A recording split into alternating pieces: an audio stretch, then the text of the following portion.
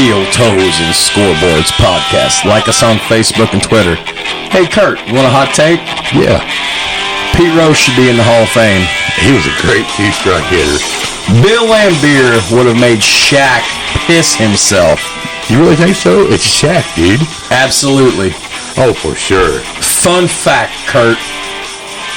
I love deep stats. Good research, bro. Word association. Greatest of all time. Tell me how you really feel about pro sports. These contracts are out of control. Some people might not like that. Well, I'm going to piss some people off. Well, I mean, you sure will. You're the baseball guru, though, man. Shout out to my coach, Joe Rodmaker. Well, it is a digital world these days. Yeah, I'm an analog man. Tiger Woods. Mount Rushmore, bro. Coach Bobby Knight. IU misses him, no doubt. Times have changed. But for the better of the worse. No, that's arguable. I'll tell you right now, though, it's modern age. I'm not drug testing for pot anymore in any sport. It's a damn plant. They fire and suspend these guys for weed? Ridiculous. I'm a fountain of useless pro wrestling. Sure bet. Sure bet. Sound like Adam Sweet. Sure bet. He was a role model for millions. Rest in peace, Mamba. Team Ali. Team Tyson. You know what? Fuck it. You're baseball's new commissioner. I don't want that job. Oh, horse shit. Come on, bro. Magic versus Bird. What a rivalry. Okay.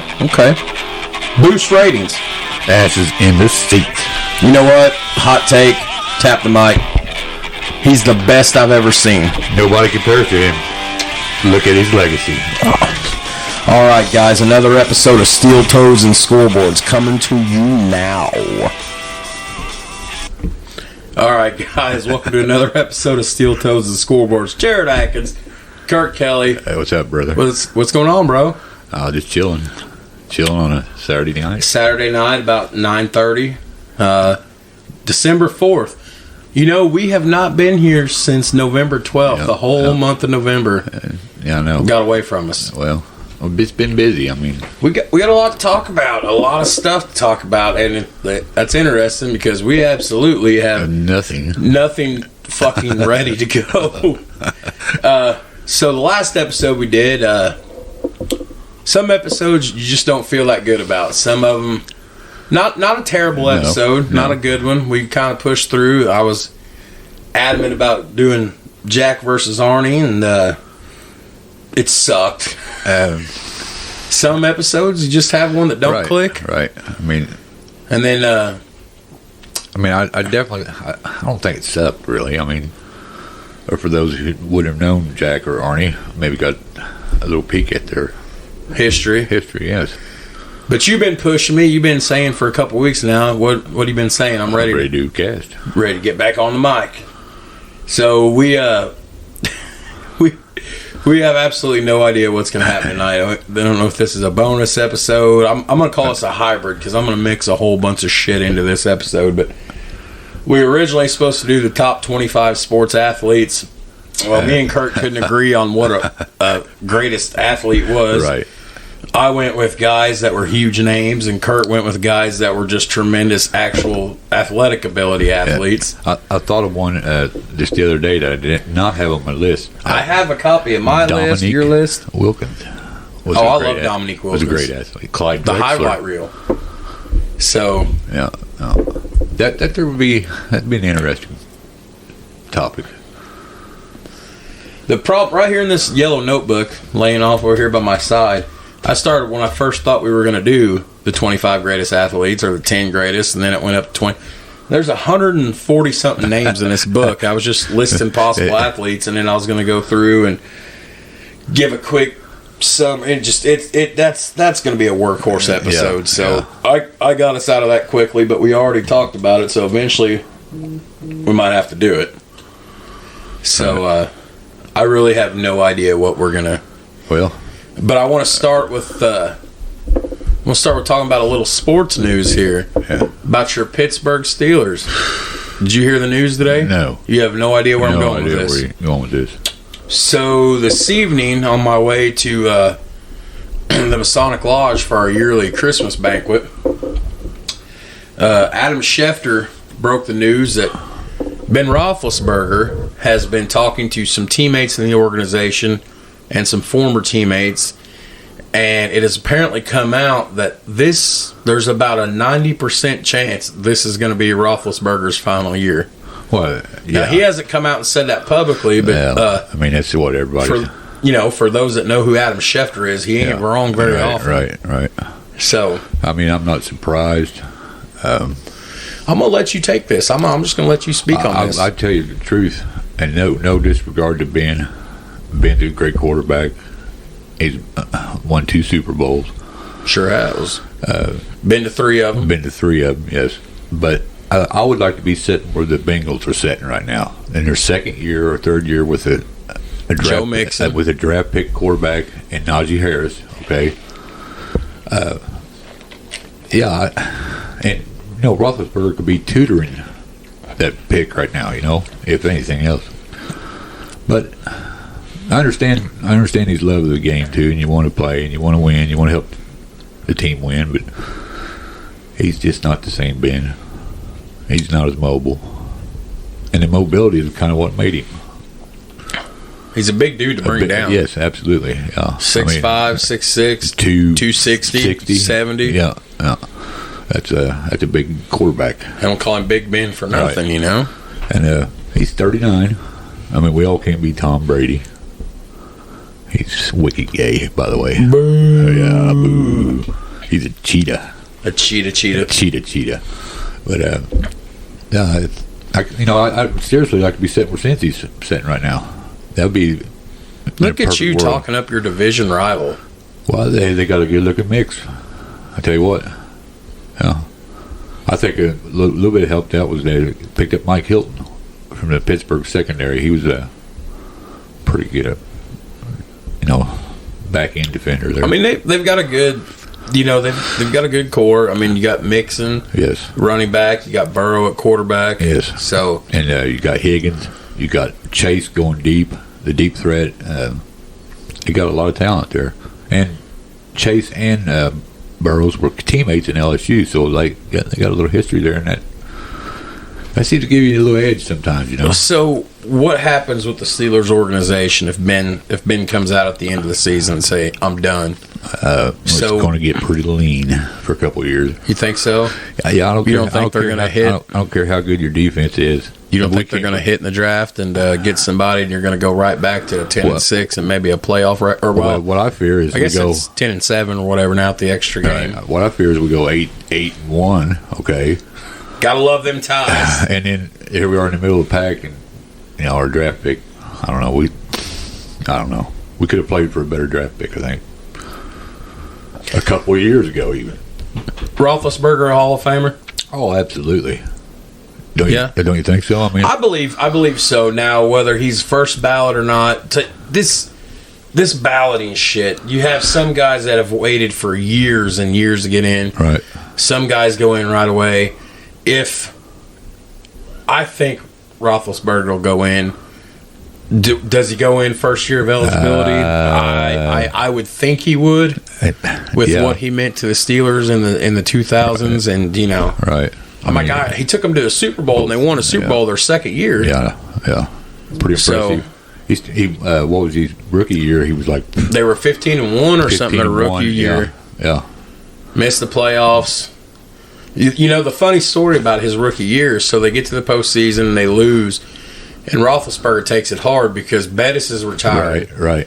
So I guess the legend goes Roethlisberger found Bettis in the locker room and said, "If you give me one more season, I'll get you your ring. Talk him into another year. We're playing in your hometown of Detroit next year." And be honest with you, that year there, we were 7-5 at one time, and we're at the bottom end of our division. And we reeled off. We ended up reeling off 4 in a row to make the playoffs as the last seed. And it was the first time I think the last seed had won a Super Bowl. You know what breaks my heart when I think about the 2005 Steelers? What's that? 2005 divisional round against the Indianapolis Colts. Oh, yeah. Bettis fumbles the ball. Yeah. And who makes the freaking tackle to save the day? It was Roethlisberger. That's what I always kind of liked about him. Vanderjagt's missed field goal. Yeah. You know, that hurts me for a lot of reasons, because the 2006 Colts win the Super Bowl. That 2005 team was far more dominant. Hell, that 2005 team ripped off 13 straight wins before they lost the game. They were the show that year. Oh, yeah. They were the first seed. Yeah. They was the show on turf that year. But Roethlisberger, Hall of Famer. Hall of Fame career. Yeah. You can... I mean, he don't get the accolades that some other guys have got, but he definitely deserves a Hall of Fame. That 2004 draft class, Roethlisberger, Eli Manning, Phillip Rivers. Pretty good draft class. 83 draft class. Yeah. You had Marino. Yes, you had Elway. Jim Kelly. Jim Kelly, I never was a Bills fan, but I had to be a Jim Kelly fan. 4 straight Super Bowls, although 4 straight losses. Yeah, 4 straight Super Bowls. You know, that's a hell of a feat. Yeah, I mean they just run into K-gun offense. Yeah, they just run into teams that were better than them. I mean, Doug Williams and that Skins team that year was pretty good, dude. Pretty good. So that's the latest breaking news. Well, I mean, I'm not surprised by that. I wouldn't be surprised by that. I'm kind of surprised he's still there and then playing. You know, I think he should have took. You mentioned before at work, just with me and you, no mics or nothing. You said I don't know why he didn't hang it up a couple of years ago. Yeah, and that's no. Well, and he's got hurt a lot over the last few years, and yeah, I mean, I think he. I mean, everybody gets it. He's a gamer. Okay, first he loves the game of football, right? And I understand that part of it. But I think he'd been better suited to being the backup for their number 1 pick a couple years ago, and tutoring, mentoring him. And you always think about how that worked. You look at 05 with Rodgers and Favre. Yeah, there you go. And he sat under Favre for 3 years. It's a great example. I mean, who knows? I mean, I mean, why couldn't we have drafted Mac Jones or whatever? He's a Patriot. I mean, he's looking good too. Game. He's very poised. He's looking real good. Looks real good. Good decision making. He looks pretty durable. So, but that's the latest. Well, that sucks, but I mean, it's inevitable. Unless you're Tom Brady and you're super butthole. So cheater. We got some other news. Like I said, this is going to be a hybrid episode. I'm going to try to fit a whole bunch of shit in. Your bread and butter. Baseball. We're in the off season now. Yeah. A lot of free agency moves. Yeah. But we also got some big news. For the first time in 26 years, we're in a stoppage in baseball. Yeah. It's locked out. Boo. Boo? Boo. Boo. Where's the commissioner at? Well, I got some breaking news as of Thursday night. Not good for baseball. Rob Manfred addressed the media and basically discussed the league's decision to put a lockout in place. You know, Thursday he spoke to the media and he said, and I quote, he said, "We made a proposal yesterday that if it had been accepted, I believe would have provided a pretty clear path to making an agreement. You're always one breakthrough away from a deal. That's the reality. It's my hope and expectation that the parties will get back to the table and get an agreement done." Basically what this is the collective bargaining agreement, the CBA's expired. And guys want paid. Guys want what they want. Well, I mean, you better perform if you want to be paid. You know, we've always talked about on this list over here, for those that have followed us from the beginning, the few of you, we thank you. Yes. The list of potential episodes that I started working on, me and Kurt first started, is up to 125 now. Yeah. Yes, Kurt it gets tougher every week to pick one. Yeah, so the episode I listed as episode 46 was Busting Contracts, which goes back to the third episode we did, which was Kurt being the commissioner of baseball. and talking about contracts. So let's hit on this for a little bit since the CBA is going on. And this is going to be a hybrid episode. Who knows what all the hell is going to come out? But I'm going to give you a chance now, and we'll go in depth. I've got Google here if we need Google, and a pause button if we have to take an extended Google search. Right. So let's talk about these contracts. Let's open it up, and I preferably baseball where the contracts are the highest, but any sport. I'm going to give you the floor here. Let's talk about contracts. You always go off on a soapbox about this. Well, it's pretty simple. It's pretty plain and simple. If you got to perform to get paid. I don't believe. I don't know. It's just crazy. We talked about it before. If you really love the sport you're playing, you think you would. Well, they're not going to play it for free. Asking for $80 million in 4 years is not humble. That's a blink in the eye.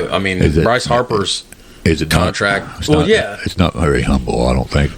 Bryce Harper's got a $400 or $500 million contract, and he plays for my team. It's ridiculous. Put it into a contract where, okay, there's got to be a performance bonus. Well, there is in some contracts in some sort. Now, correct me if I'm wrong, but the way I've always understood it, Major League Baseball contracts are the only ones that all these pro athletes get that are fully guaranteed.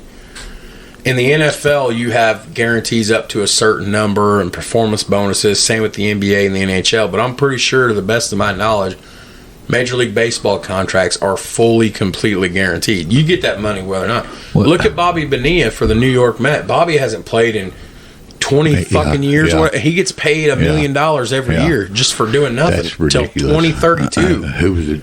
Who's in charge there making that decision? 2032, and that's still another 11 years away. He said he's been getting this money for years. $1.4 million every June. Overrated too. Bobby Bonilla. Yeah.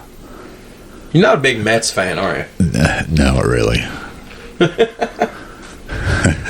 Metropolitans. What? Montreal Expos, the Expositions. Where's the countrymen at? Yeah. But, you think contracts are too high? Oh, absolutely. Here comes the next thing. Agents? Because a lot of these guys don't know how to be businessmen. They're athletes. They don't know the first thing about representation of themselves. They're sink or swim.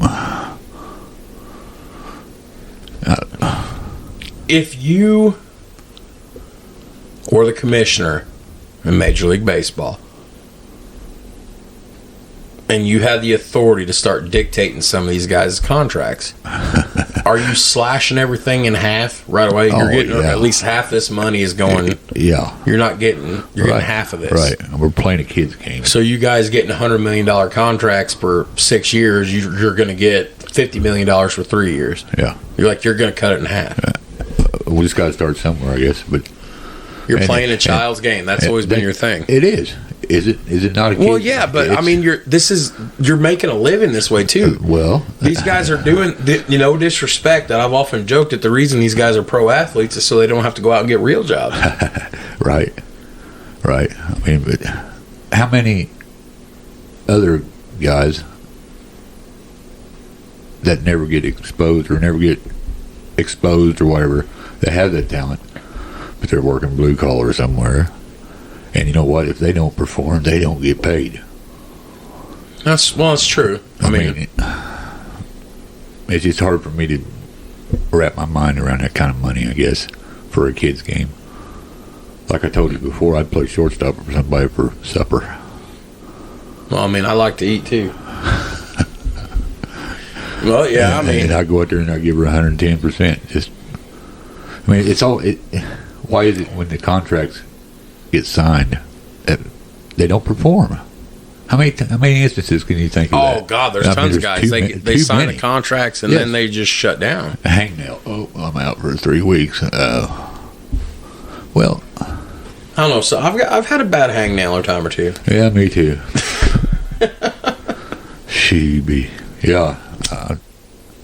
It's just kind of ridiculous. I guess it's not like the money wouldn't be there, but It's not going to be if they can't be putting fans in the seat. Asses in the seats.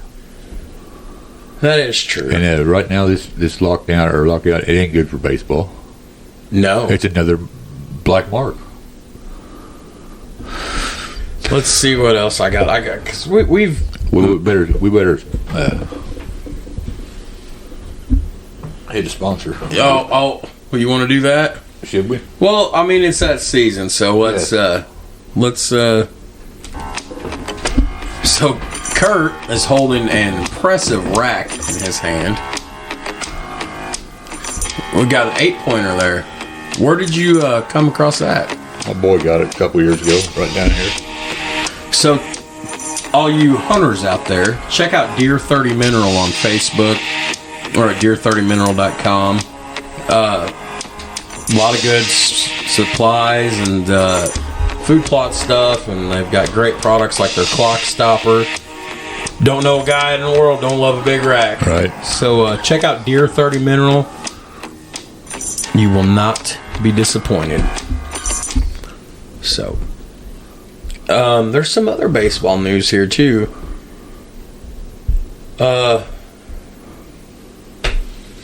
Yeah, so. What do you got? Well, I was trying to look, but apparently all that's coming up now is about this fucking CBA agreement and the lockout. Basically, you can... I guess Manfred's idea was to put the lockout in place to try to protect the 2022 season. So, I don't know. Do you think, would he seriously think that both sides are going to come to an agreement? Well, I mean, they've got till April. March. But right now, you see, that's... He's the commissioner, though. He should have more pull and say so there. I mean, you guys get it done, or nobody gets paid.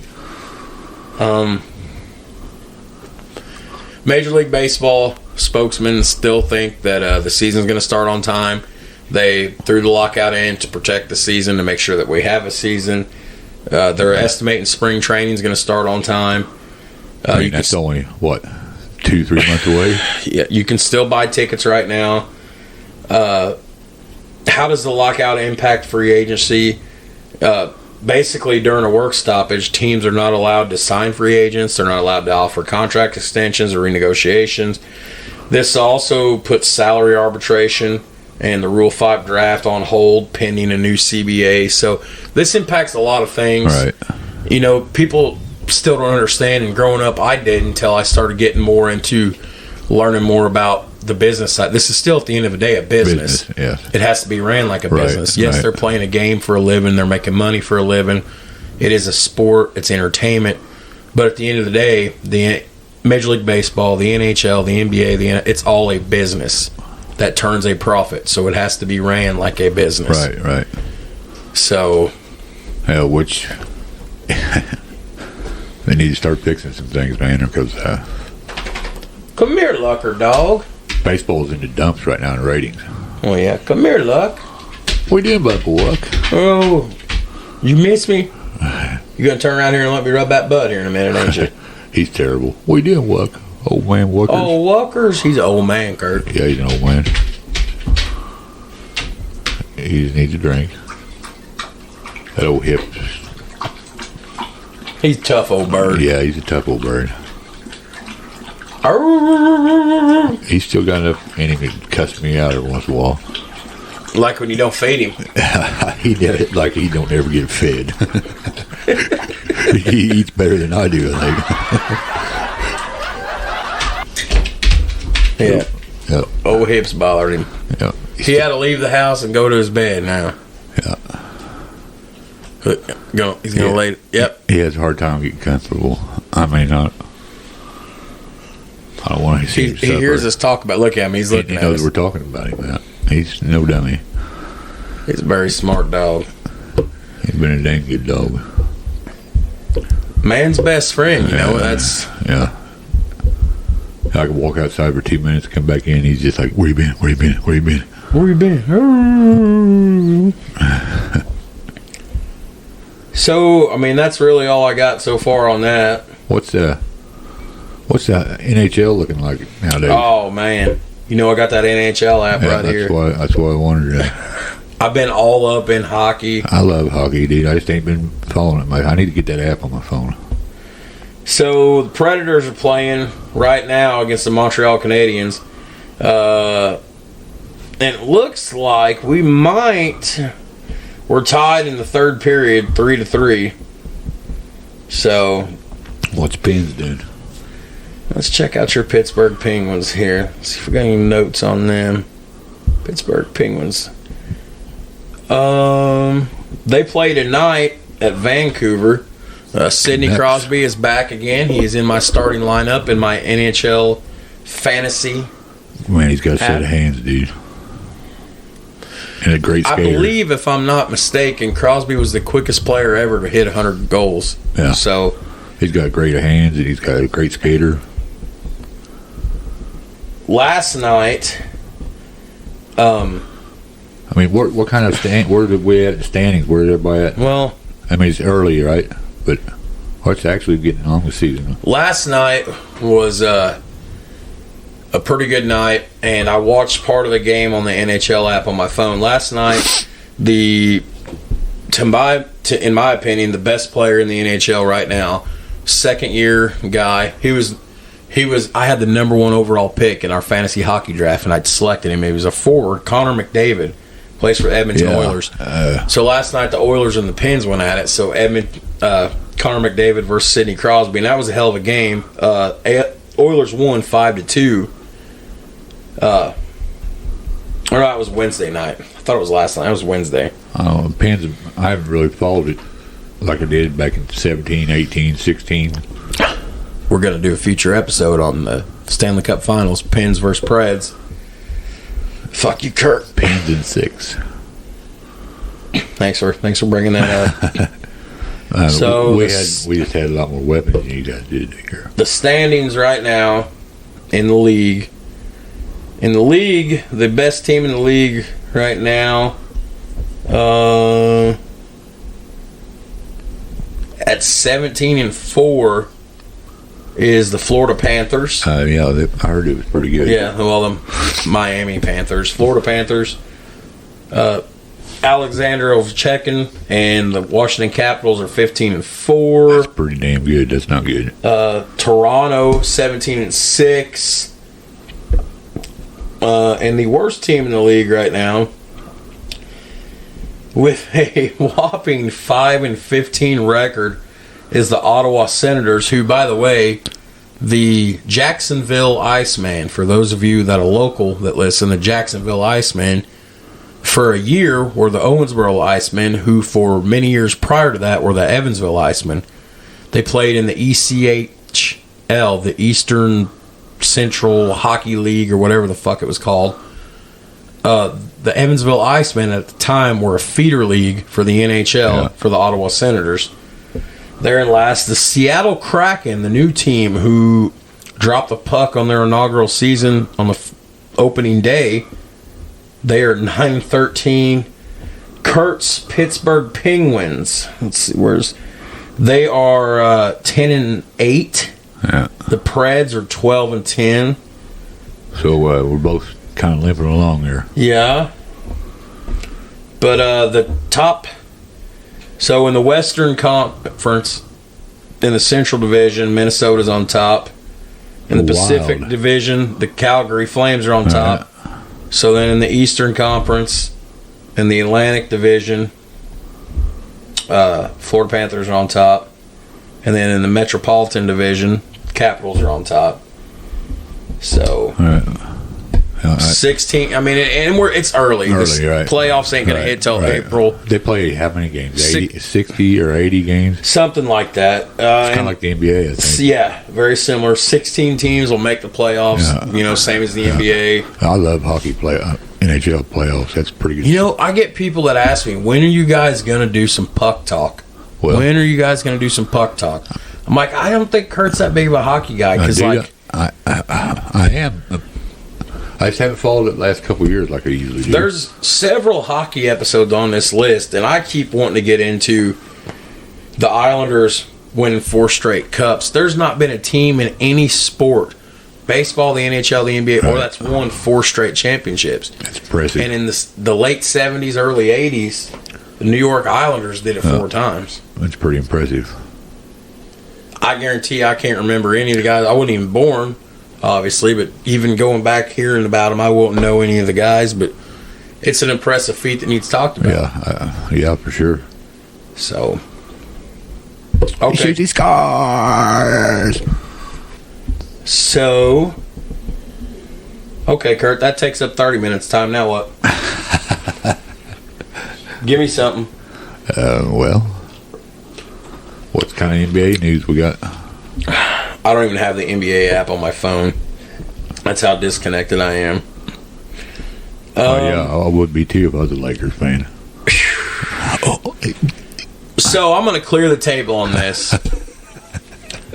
I get tired of being accused of this, and on our Pittsburgh Steelers episode back in the summer, I finally opened up. So I didn't watch hoops for the longest time. They just, they got to be a bunch of crybabies and prima donnas. Yeah. I was so enamored with baseball and the NFL and NHL that I just said, fuck the NBA. Yeah. So what made me come back to the NBA was 2011. Derrick Rose, the things he was doing in Chicago. Yeah. They should have won a championship that year. He fucked up, blew out his knee. Yeah.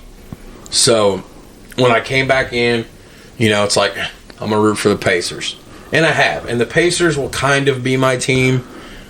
But since in the 10 years that I've been back watching hoops, I've just I've rooted for a lot of different teams. I've watched teams play. I like this team. I like this team. I like this player. Player. But I never really picked a team. And then I would be a diehard Pacers fan if we draft to be other than in the middle of the pack. Future episode, Kurt says, "Why do we general manage to be average?" Don't make sense. Nobody wants to come to Indiana. It's a basketball state. There's cornfield. No. It was a basketball state. Until class basketball came along. Peyton Manning made this a football state. Well, Peyton's gone, though, now. Yeah, class basketball robbed us of that. That's another episode, by the way. It's on the list. You've seen the list. I sent you a picture last night. I almost picked that episode. Let's be more opinionated. So, getting away from the NBA and getting to this, you tell me what you think about class basketball. We can't have 4 state champions. Not everybody can be a winner and get a trophy for participating, and da-da-da-da-da. There's got to be a winner. It's 2021. People want to feel included. They want to feel like a fucking winner. Let them be a winner. Just be happy you're there. And go out there and... Do you think Jim Kelly was happy he was there when he went to 4 straight Super Bowls and he lost? I bet he was pretty disappointed. But... I'm just fucking with you. I don't care. You think class basketball is wrong? I do. You want one state champion, and that's it. I like the story of Milan and Hickory. The little bitty school. Gene Hackman, Hoosiers. Good movie. I'm not a movie buff, but that is a good movie. We need to do the top 10 sports movies of all time. That would be a good one. That'd be a fantastic episode. The original one or the Adam Sandler remake? The original one. Oh, Burt Reynolds. Yeah. He was in both of them. He played a coach in the second one. I think he broke my fucking nose. I think he broke his fucking nose. That was good. That was a good movie. It was. Yeah. I just off the top of my head. Man. Kurt, breaking news. Uh-oh. Just come across my phone a minute ago. Going to overtime. Montreal Canadiens and the Nashville Predators. Oh. For those of you out there that listen, the few that there is, if you're not sure about hockey, or you have seen nothing as exciting as overtime hockey, I promise. Yeah. It's fast, it's furious. And it's awesome. Overtime hockey is tremendous. And then you playoff overtime hockey, sudden death. Oh, yeah. It's a wild ride. You'll see guys doing ballsy things sometimes in overtime hockey. They'll take the goalie out. Yeah. So you have an empty net so you can have an extra skater. And then, of course, if you lose... that game is so cool. Could you imagine gliding across the ice at 15 mile an hour? And slamming a guy into the glass? And then catching the puck on the end of the stick and then throwing it between your legs to the next guy who's speeding down the ice. It's pretty interesting. It is. It's a hard game to watch, though, on TV, really, because I don't know. They really haven't come up with a way to watch hockey yet. I don't think, have they? I mean, remember the glow, the puck? They had it highlighted, so yeah. I mean, that kind of helped a little bit, but if it went into the boards nearest the camera, we could see it. I sometimes still struggle to find the puck on the ice. That's what I'm saying. It's not really an easy way to watch hockey. I mean, there's a lot of times you don't know where the puck is at. If you're there in person, though, it's right. It'd be a little different, but yeah, I love it. I mean, I went to a fight the other night, and a hockey game broke out.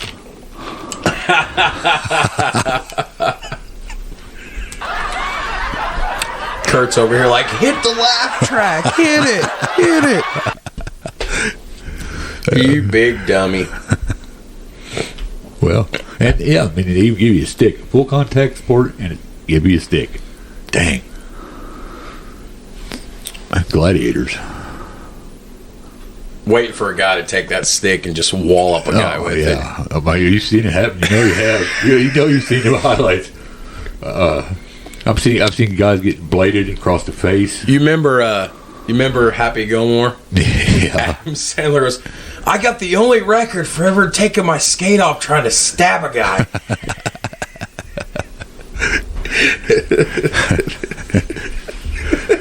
Pretty good shit, man. Oh, man. So that's the NHL news. Yeah. Let's go back to I don't know. There was some. You want to check the Major League scoreboard? Oh, there's nothing. Oh. But let's see if we got any other MLB news here. I mean, we're just bouncing around tonight. There's a bunch of free agency news I was going to talk about, and then, I lost it. So, but, yeah. What else you got? The NBA, there's not a lot going on. Christmas time's approaching. Christmas time's approaching. Yeah. End of the year. NHL Stadium Series. Huh? Do you know what that is? No, I do not. Oh God! So for those that don't know, so every year for a lot of years now, on New Year's Day, the NHL presents the Stadium Series. What that is that's outdoor hockey. Oh yeah, in a football stadium. Yeah, that's pretty cool. I watched that a couple years ago. It's pretty good. Yeah, I just seen it the other day. I forgot. And they made weather to make it snow. Sometimes during it's the real. Game. Well, yeah, you can't have NHL Stadium Series. Snow. I think it ought to be snowing inside the stadiums. Yeah. Why wouldn't hockey be played outdoors? I'm pretty sure it's going to be in Nashville this year. I'm pretty sure it's going to be in there. You'd think, you're already on ice. You'd think that they'd be playing outside anyway because it'd be a element sport, weather elements would play a factor. Yeah, the Predators are going to hold the Stadium Series this year. And they're going to play at Titan Stadium, I do believe. I don't remember who they are. What do they do? Flood the thing or what? No, it's the field. They put the boards and the glass and everything up around it. They put water in it and freeze it or what? I have no idea. They'll be playing. Who are they playing? I don't remember who. That would be interesting to know how they do that.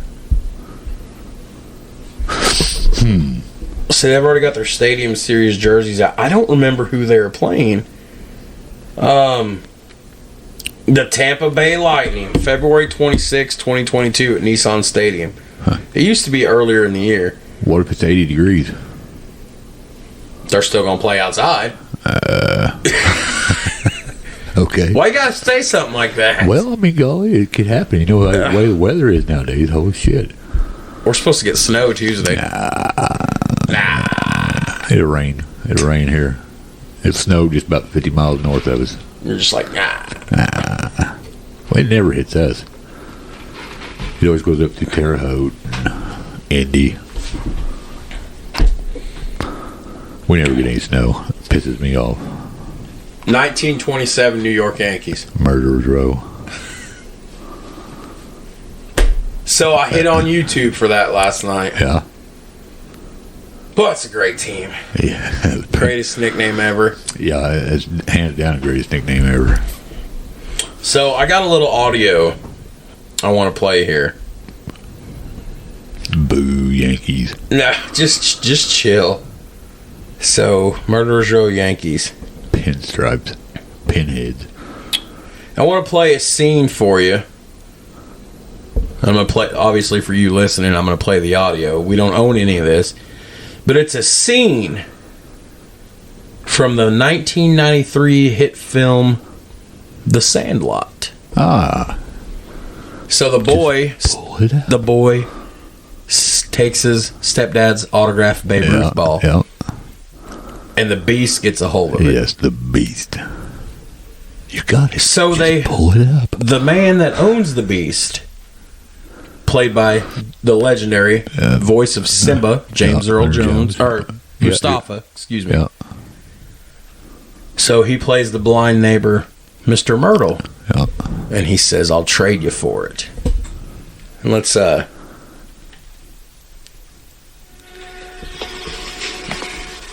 in trouble, aren't you, son?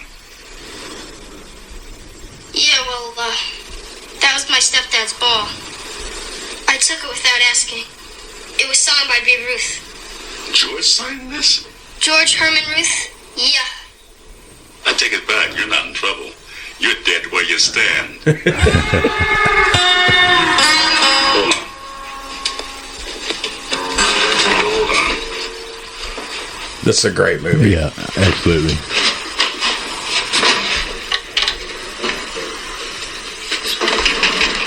Look at all that baseball memorabilia. Here. I'll trade you. That's really nice of you, but that ball really is signed by Babe Ruth. So is this one. With the rest of the 1927 Yankees. Yeah. Murderers Row. Murderers Row. Lou Gehrig. Babe Ruth! But why would you trade? That one's all chewed up. I got a lot of good stuff. Look at that stuff. Besides, you need it more than I do. Alright, that's Pretty good show. Murderers. We don't own all rights. Go to the studios and movies. Great take from that movie right there. Murderers Row. Yeah. Greatest nickname ever. How do you know Babe Ruth? He ended up playing against him, didn't he? Yeah. Yeah. Yeah. He He's got pictures of him there. What made him blind?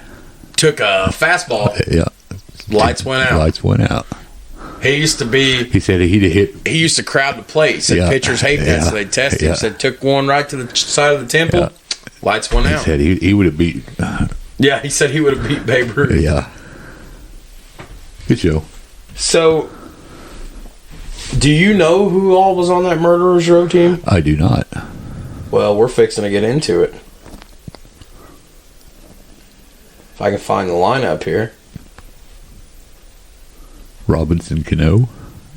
Yeah, sure bet. It rhymes with Murderers Row. Oh, God. Yeah, I know. Dimer.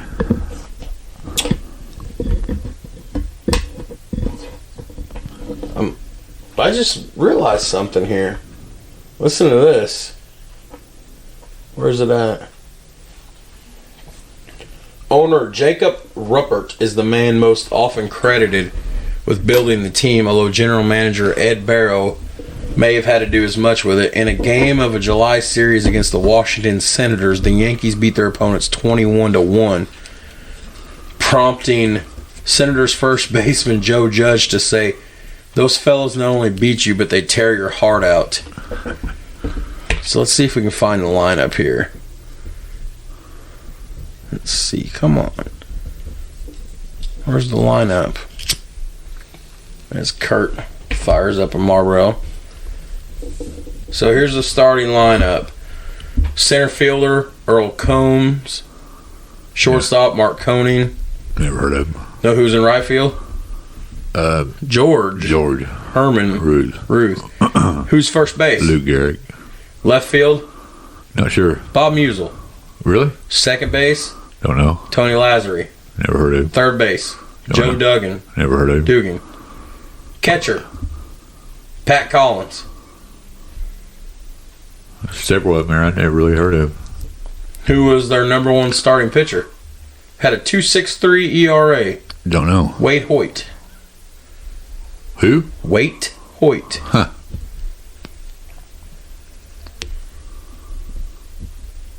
So, Murderers Row. Murderers Row. 1927. Arguably one of the greatest teams in, not only, probably the greatest team in Yankees history, but one of the top 10 teams in baseball history. Oh, yeah. No doubt about it. I guess they just beat everybody. What got you into baseball? My grandpa. I thought that's what you said. Yeah. Yeah. I'd probably been 4 or 5. So, our 00 episode, which was our birth of a podcast, you know, that one doesn't tend to get a lot of downloads. That one's hard to track down now because we moved hosting from Transistor to Podbean after that one episode. And it didn't carry over very well. So, what I want to do, because like I said, I'm still trying to decide if this is a bonus episode, if we're just rolling. Right.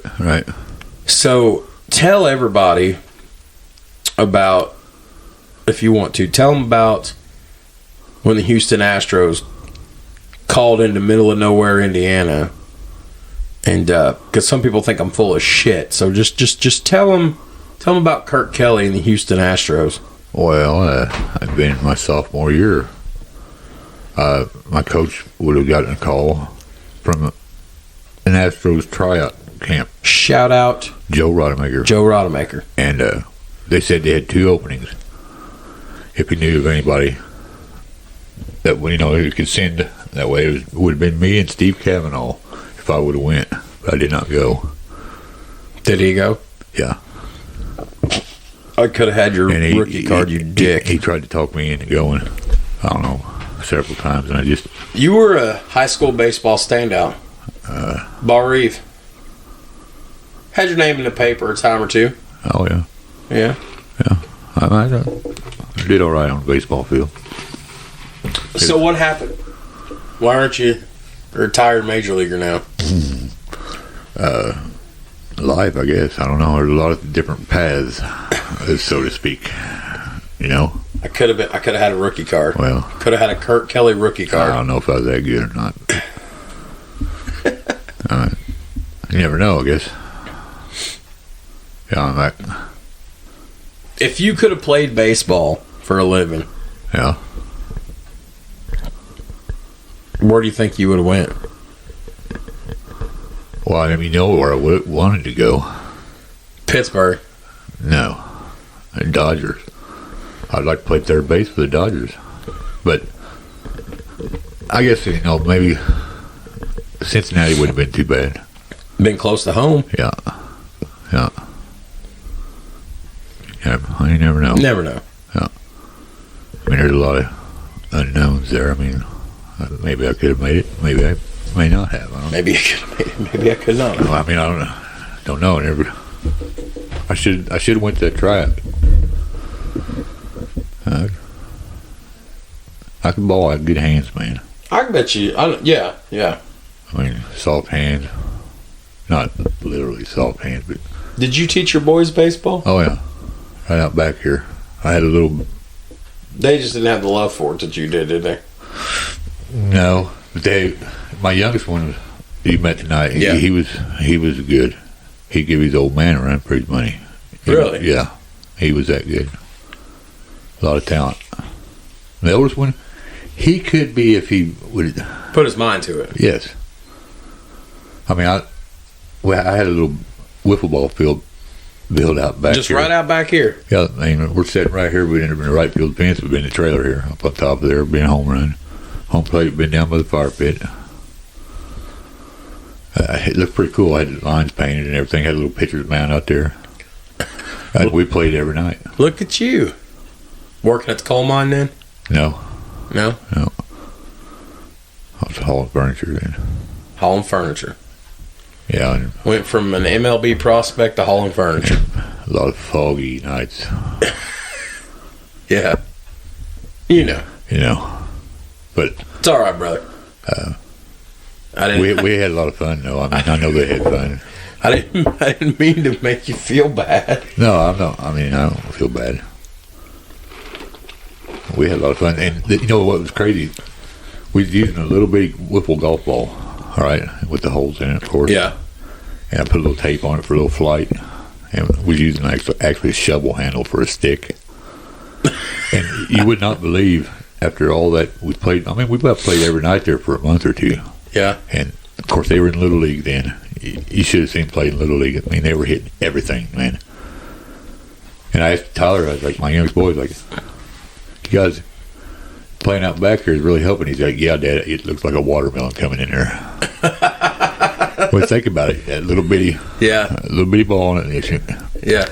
Looks like a watermelon. Yeah, that year they both was just knocking the cover off the ball.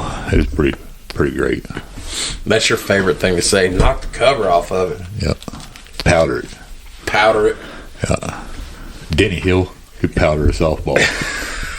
Shout out to Denny. Shout out Denny. He don't ever hear these, but he'd probably laugh at us. Yeah, he gave us a little scare the other day, didn't he? He sure did. You know, I was not going to bring this up until you just talked about Denny, but I want to take a minute to let everybody know, and Kurt will probably be like, Kurt Kelly, not a lot of people know this, my co-host actually saved a guy's life at work the other week. And I'm dead serious. I'm not lying. Tell everybody, am I lying? He's not lying. We had a guy we were working with damn near choked to death on a piece of chicken. Like, he was turning blue. He was choking. Yeah. And Kurt Kelly literally saved this guy's fucking life. Like, I'm not joking. You're a hero. You saved a guy's life. He couldn't breathe. He was turning blue. He was trying to talk. He just kept pointing. And the only thing I couldn't think of the Heimlich word. You know what I said? What? You want me to do you? I'm dead serious. And I was just one of those heat of the moment things. I went back to him later that day. Yeah. I said, "You want me to do you?" He just started laughing. I said, "Man, sorry, bro. I couldn't think of what the term was, you know." But I could see he was struggling for air, and so I just grabbed him and bear hugged him twice. And this guy is 60-something years old, almost 70. He's got swallowing problems with his esophagus, he said, and you know, chewing up, and he was choking. He said, "I thought I was going to die." He said his eyes were watering. His eyes were watering, and he was turning blue, like he was struggling for air. Kurt, I grabbed him, and he's a little bitty guy too, and not very big, about 140 pounds, soaking wet, maybe. And I grabbed him, and I gave him two big bear hug squeezes. Spit a piece of fucking chicken across the floor, and I thought I had to go back and ask him later, "Is your back all right?" Because holy crap, I could hear and feel things popping and carrying on. It's one of those things with the heat of the moment type deal. If he'd have been outside when we was all coming back in for break, he probably would have fucking died. If he'd been the last one to come in, yeah, he could have been in real trouble.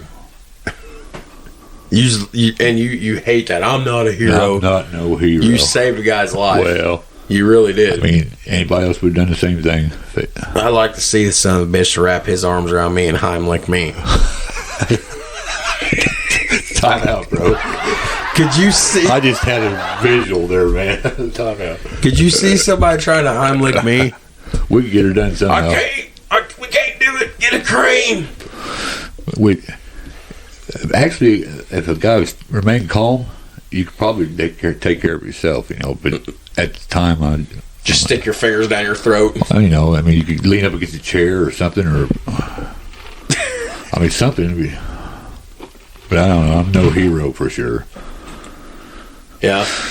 But anyway, it was kind of a surreal moment when that kind of thing happens. I don't know. Weird. You're a hero. Yeah. You're right. I'm going. So, I mean, I'm just trying to fill this episode here because we're shooting.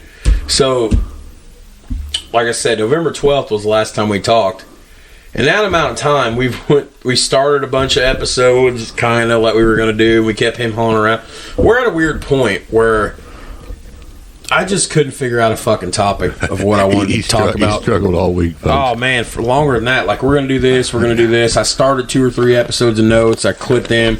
Then we decided we were going to just kind of re-look back at the 2003 NBA draft because of how popular it was. And then I got into some notes there, and then I didn't know where to take it, so I quit on that. I'm quitting on everything. Yeah. We just been busy. Well, yeah, we haven't had time to record. Thanksgiving, the holiday season. It's just... But the 2003 draft was one of the better drafts in NBA history. 4 of the top 5 picks became NBA All-Stars and Olympic gold medalists. You know, Bosh, Wade, Carmelo, LeBron.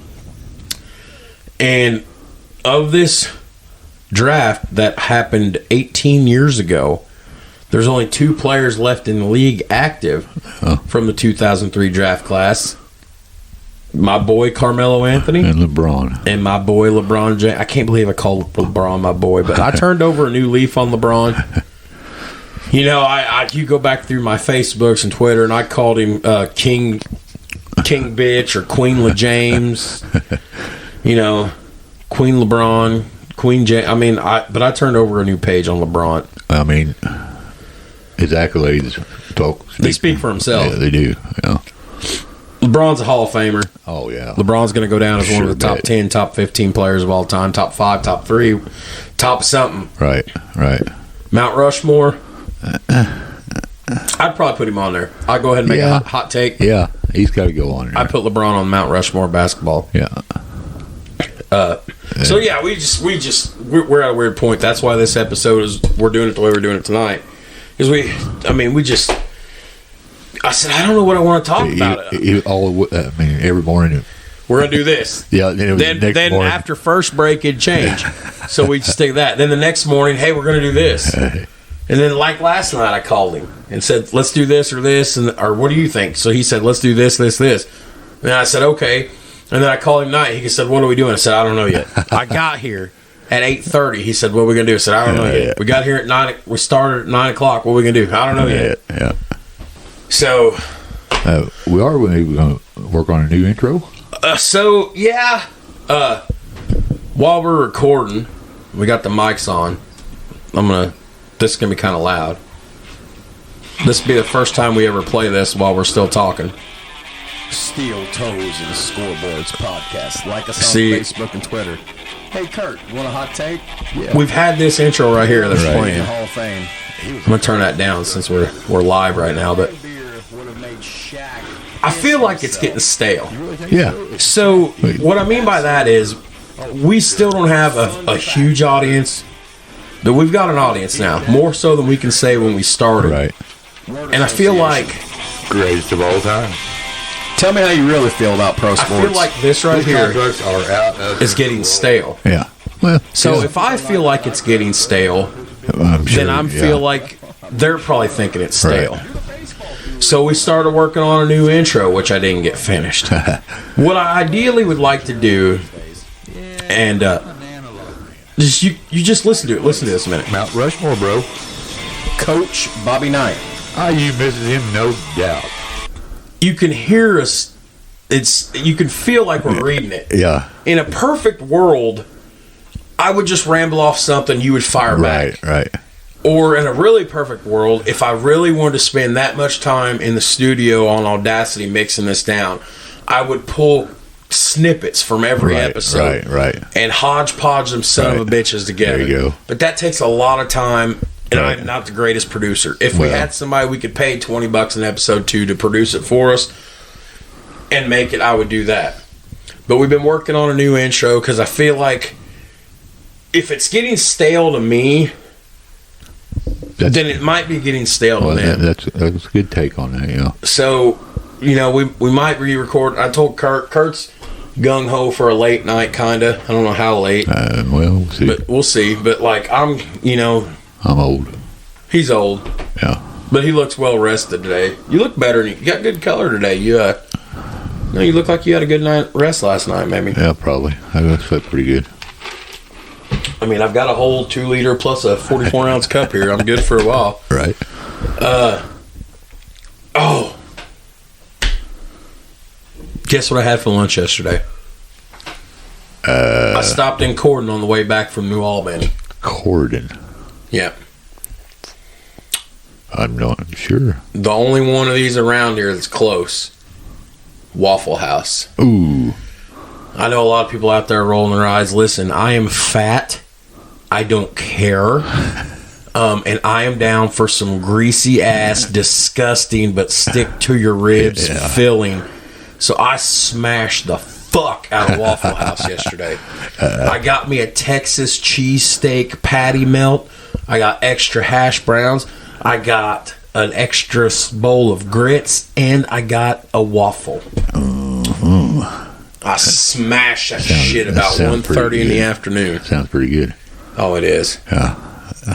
And unlike Denny's, during the pandemic, Waffle House stayed open 24 hours a fucking day. Dedicated. We gotta eat. You gotta eat. Bro, I tell you. And you know what? It was a hard choice because I had a full belly, but I almost went next door and picked me up a 30-pack Crave case of White Castle to go home. But I resisted. Way to be. I resisted. Way to be. Right. I could smash a Crave case, son. We need to start walking. We start walking? Wednesdays at work. So this motherfucker, we're we don't really have a format tonight. This motherfucker comes up to me 2 weeks ago and he says, "Hey, did you know that we do a fitness day every Wednesday?"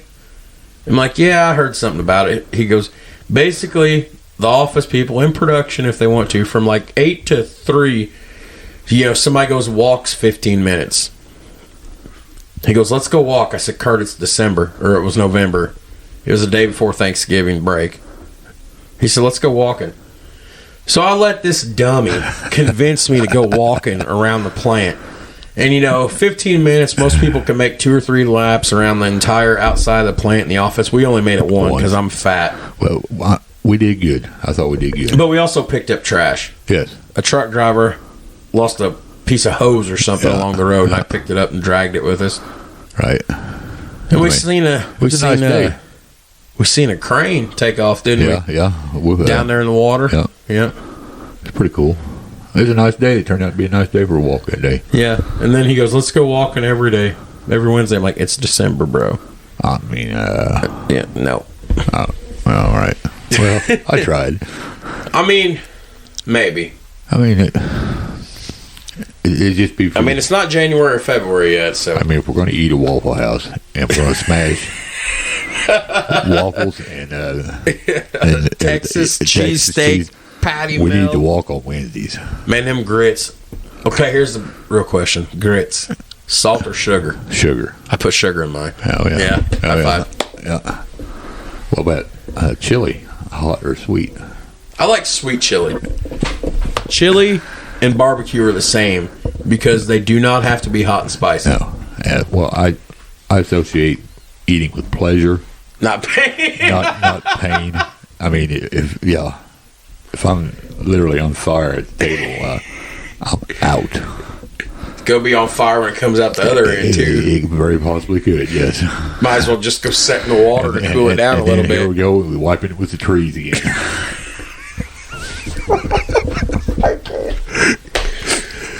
Well, Kurt says we're the only freaking place that still uses paper. We're a third world country, golly. We're using toilet paper to wipe our butts. We need a bidet. I mean, come on. There's no way you get it all the way clean with just paper. You're dozing it around, pushing the dirt around. Pushing dirt. Pushing dirt. My word. Think about that.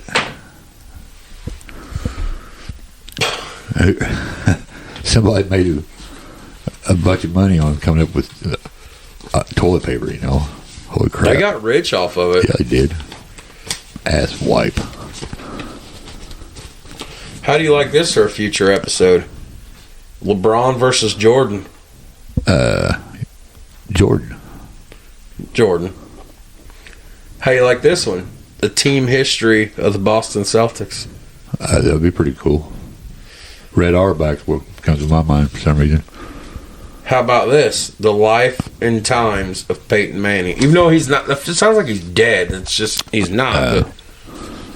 But how about this? He's a funny guy, actually. The Life and Times of Dale Earnhardt. He is no longer with us. Yeah. Well, I didn't know Peyton Manning was such a cut-up. He's pretty funny. He's hilarious. Yeah. I like the commercials he used to do.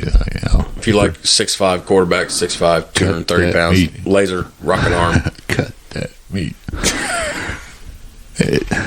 That's what you say every time I'm going to work. That's deli. Cut that meat.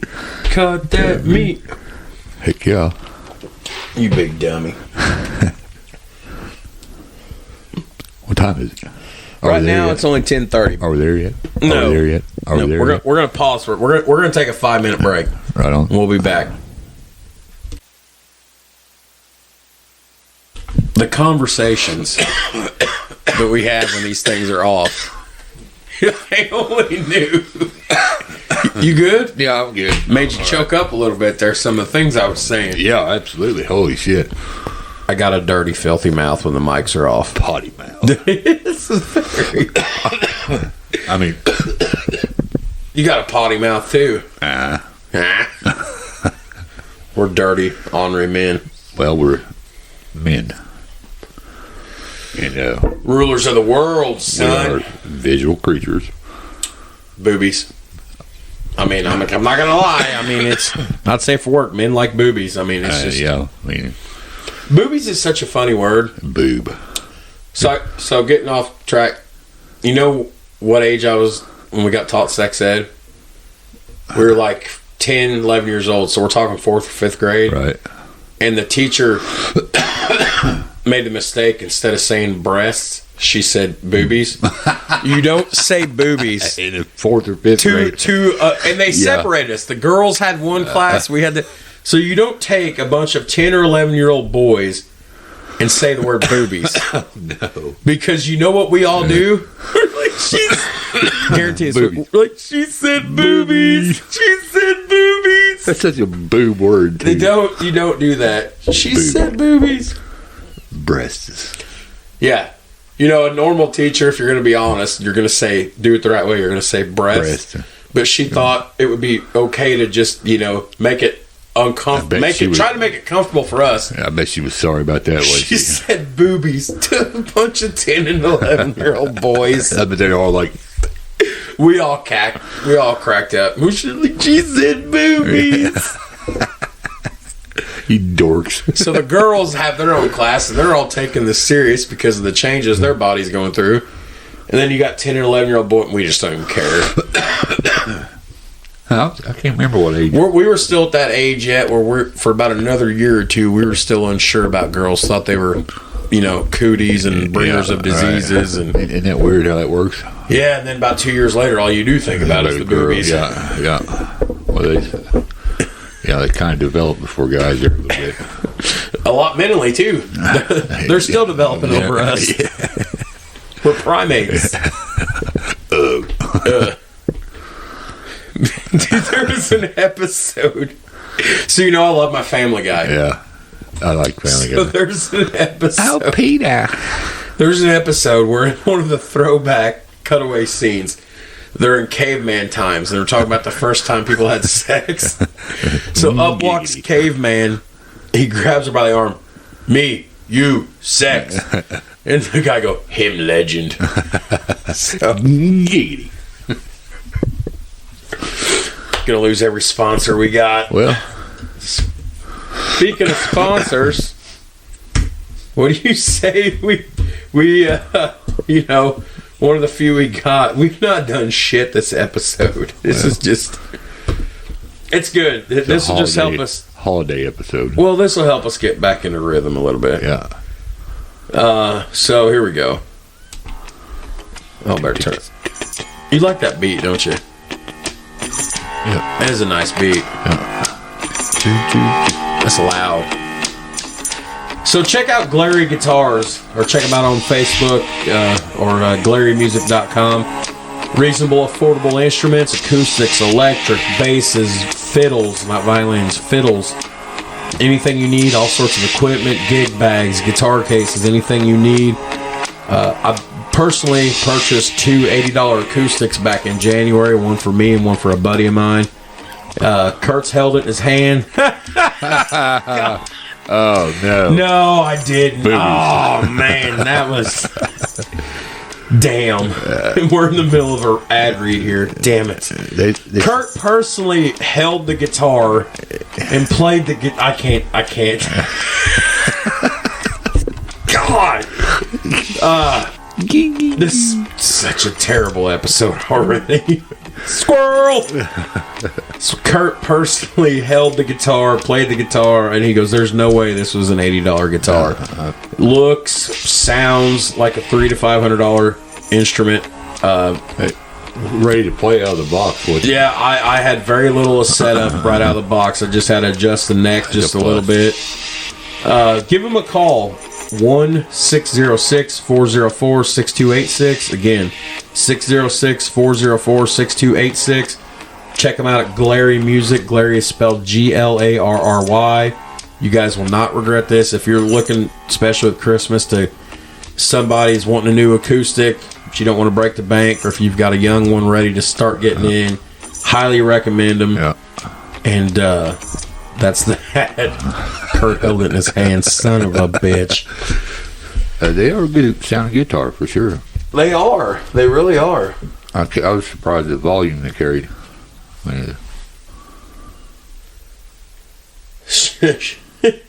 I'm very shy, is the response. I don't want to give away my personal. You know what we were talking about? I had the text. I'm very shy. That was the response. I just sent a smiley face. Me too. I'm pretty shy too. Yeah, sure bet. You was. Well, when I first started, who would have thought you never would have done a podcast? Truth be told, he quit on me after episode 1. Yeah, old quitter. He said he just couldn't make it, and I'm like, this motherfucker quit on me. I just didn't think I was cut out for it. But yet, you've been up my ass all week, be like, hey man, we recorded in a couple. Yeah. We did have a busy month. Well, yeah. And plus, I was a little butthurt after the Jack vs. Arnie episode. It didn't turn out as good as I thought. I mean, it was a solid episode. C average, maybe. Some episodes just don't click. Right. I mean, so it was good that we had this break. Informative. Yeah. Which I like to think most of our episodes, the information is there. I need to know that you like that, because I always feel like I just put a shit in there, but everybody seems to like. You're painting a picture. I appreciate that, because that lets me know that I'm doing a good job. Yes. So, I mean, basically, if I'm over here and I ain't saying too much, you got my attention, and everybody listening, you probably got their attention too. I like the informative stuff for sure. So what else we're going to talk about? Because this is keeping it sports. This is a hybrid episode, I guess. Let's do politics. Okay, hang on. I'm going to let you say it. I'm going to let you say it one time, because I know Adam will hear this at some point, because he listens to every episode. He's one of our biggest supporters, although he picks on us all. So go ahead. Just because he's going to roll his eyes, I'm going to let you go ahead and say it. I'll let you say it twice. Hit it. We did not talk politics. No, not that. Oh, okay. That's my line. What's the political thing you've been saying for the last 2 months? Let's go, Brandon. All right, hang on. I'm going to applause it the first time, and I'll let you say it one more time. Let's go, Brandon. Do you have that out of your system now? Oh, wait. Well, go for it. One more time. Let's go, Brandon. Shout out Adam Sweet, just for you. Okay. I told him. That's a wrap on politics. I told him the other day, I said, we're going to remote you in over the phone. No, you're not. Why not? He goes, I said, your name dropped every episode. You're famous. He's, don't care. He needs to come get his dang rock. Is it finished? Yeah.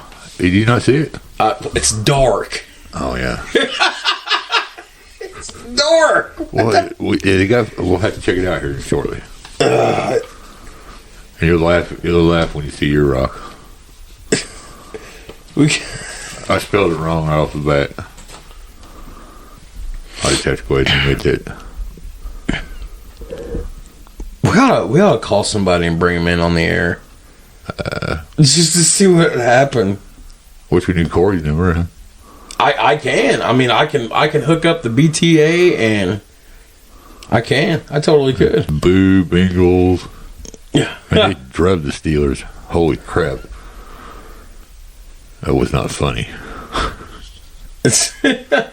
He was all decked out in his Bengals attire that day. I know, big dummy. Yeah. Hooday. I looked at the team history of the Bengals the other night, too. Yeah. We promised an episode there. And I think it might be a good one. It's interesting to me because of the fact that the Browns kicked Paul Brown away. He goes from Cleveland to Cincinnati. And the Brown family still own the Bengals to this day. And he steals the same colors. It's hilarious. So. Not a Browns fan either. No, who is a Browns fan? The ugliest uniforms in sports. The ugliest. Them are the Packers. I'm not sure which one, but I'm not much in on the cheesehead things either. I like cheeseheads. Wisconsin. Oh, God, don't do it. Here comes the Rocky thing. I ain't going to do that, no. Huh? I can't do the Rocky. Can't do the Rocky? You did it before. Yo, Paulie. Yo, Paulie, you got a small mouth. You got a small mouth. You're such an idiot. Well. All right, give me something. We're just dead air here. Well, did you have a good time with the kids? Weekend? Well, I mean, last night was my quick overnight, my one overnight a week. So yeah, we had fun. We played some Uno. My son cheated. I like to punch both mine in the eyes. No, I'm just kidding. Don't come home. Yeah, well. Don't come home. Well, yeah. Well, I mean, you know. Well, choices. I've had choices. George Jones. Opossum. I'll be nice when we have a studio. Which, you know. Right. You know. Yeah. Well. Me and Kurt's studio plans are kind of temporarily on hold. Right. So we harvested a bunch of lumber off the skids at work this year, but there's some things going on, so the studio is temporarily on hold. So our studio is going to be just Kurt's kitchen table or wherever the hell I'm at. Yeah, we might have to use wood to stay warm. Might have to. You got an awfully nice couch there. Yeah. Yeah. Yeah, it's hardly been used at all. I know. I've stayed a night or two on it. Yeah. I can't believe you slept that comfortable on it, though.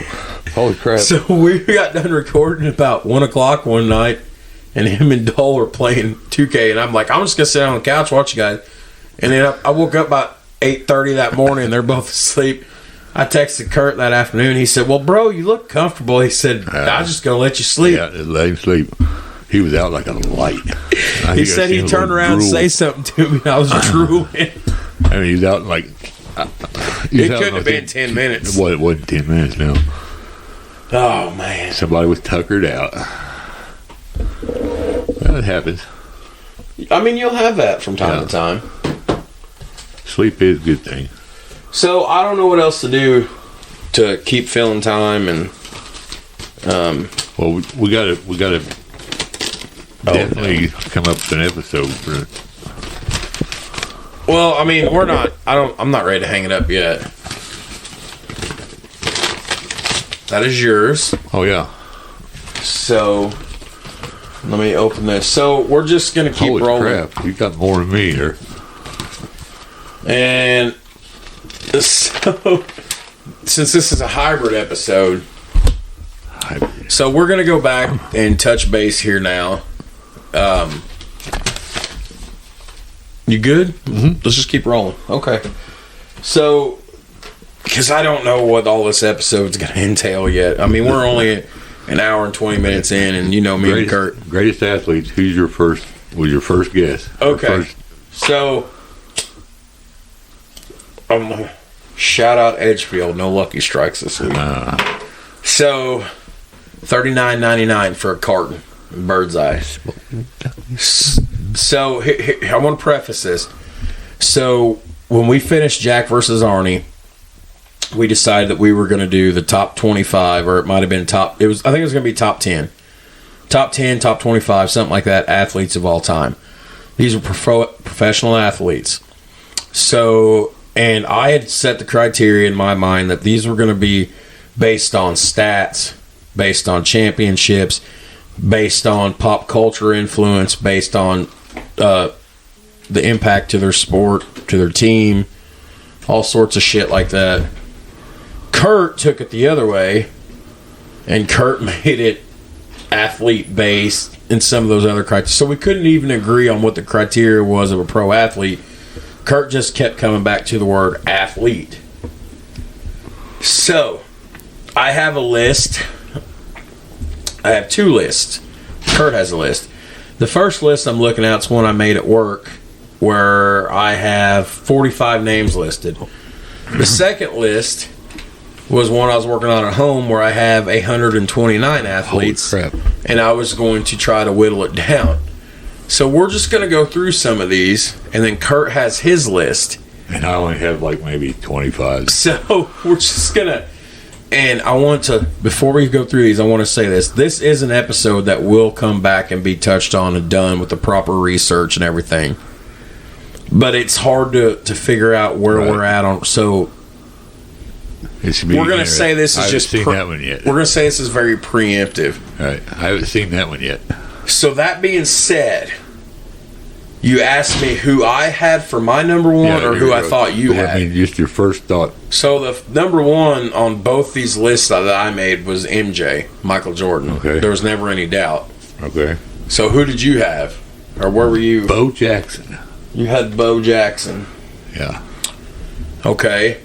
Well, on a second list over here, the big one, I had Tom Brady. But on the real one I had Jesse Owens. I got Jesse Owens, no Tom Brady. And I did have Michael Jordan, too. This is hard. So, like on the other list, I had Jerry Rice at 3. I had Walter Payton at 3. Cassius Clay. I had Tom Brady at 4 over here. I had Derek Jeter at 4 over there. The only one that was so far the same was at 5 on both these lists. I had Babe Ruth. Okay. And then on another list, I had LeBron at 6 and Walter Payton at 6. Hey, Walter Payton. I got him on my list. So then I had LeBron at 7, Wayne Gretzky at 7. Wayne Gretzky. Yeah. So I had Tiger Woods at Tiger Woods at 8. Then I had Muhammad Ali at 8. That's you already had Cassius Clay. Herschel Walker. He's on this list somewhere down here. Look at this list. I know. That's the one I haven't seen. This one was done on there. It's and all these, mind you, are great athletes. Yeah, it's hard to pick. Like some of the Sanders. Deion's on my Barry list. Sanders. Barry's on my list. Guys like Jim Brown. Yes. Jackie Robinson. Yes. Jack Nicklaus. Bill Russell. Lawrence Taylor. Cal Usain Ripken Bolt. Jr. Pele, the soccer player. There you go. Venus and Serena. Andre Agassi. Yeah, I was going to say Arthur Ashe from the tennis. John McEnroe. Anderson Silva. Novak Djokovic. Patrick Ewing. Mickey Mantle. Ronda Rousey. Yeah. Bruce Lee. Manny Pacquiao. OJ. Michael Vick. Fedor Emelianenko. Roberto Clemente. Roberto Alomar. Yeah. Michael Phelps. Caitlyn Jenner. Caitlyn Jenner was a hell of an athlete back in her day, his day. 4 gold medals, was it? Michael Phelps. Mickey Mantle. Secretariat. The horse. Big Poppy. Big Poppy. Nolan Ryan. Yeah. Usain Bolt. Pittsburgh Penguins goalie. Marc-Andre Fleury. No. The guy before him in the 90s. In the 90s. Mario.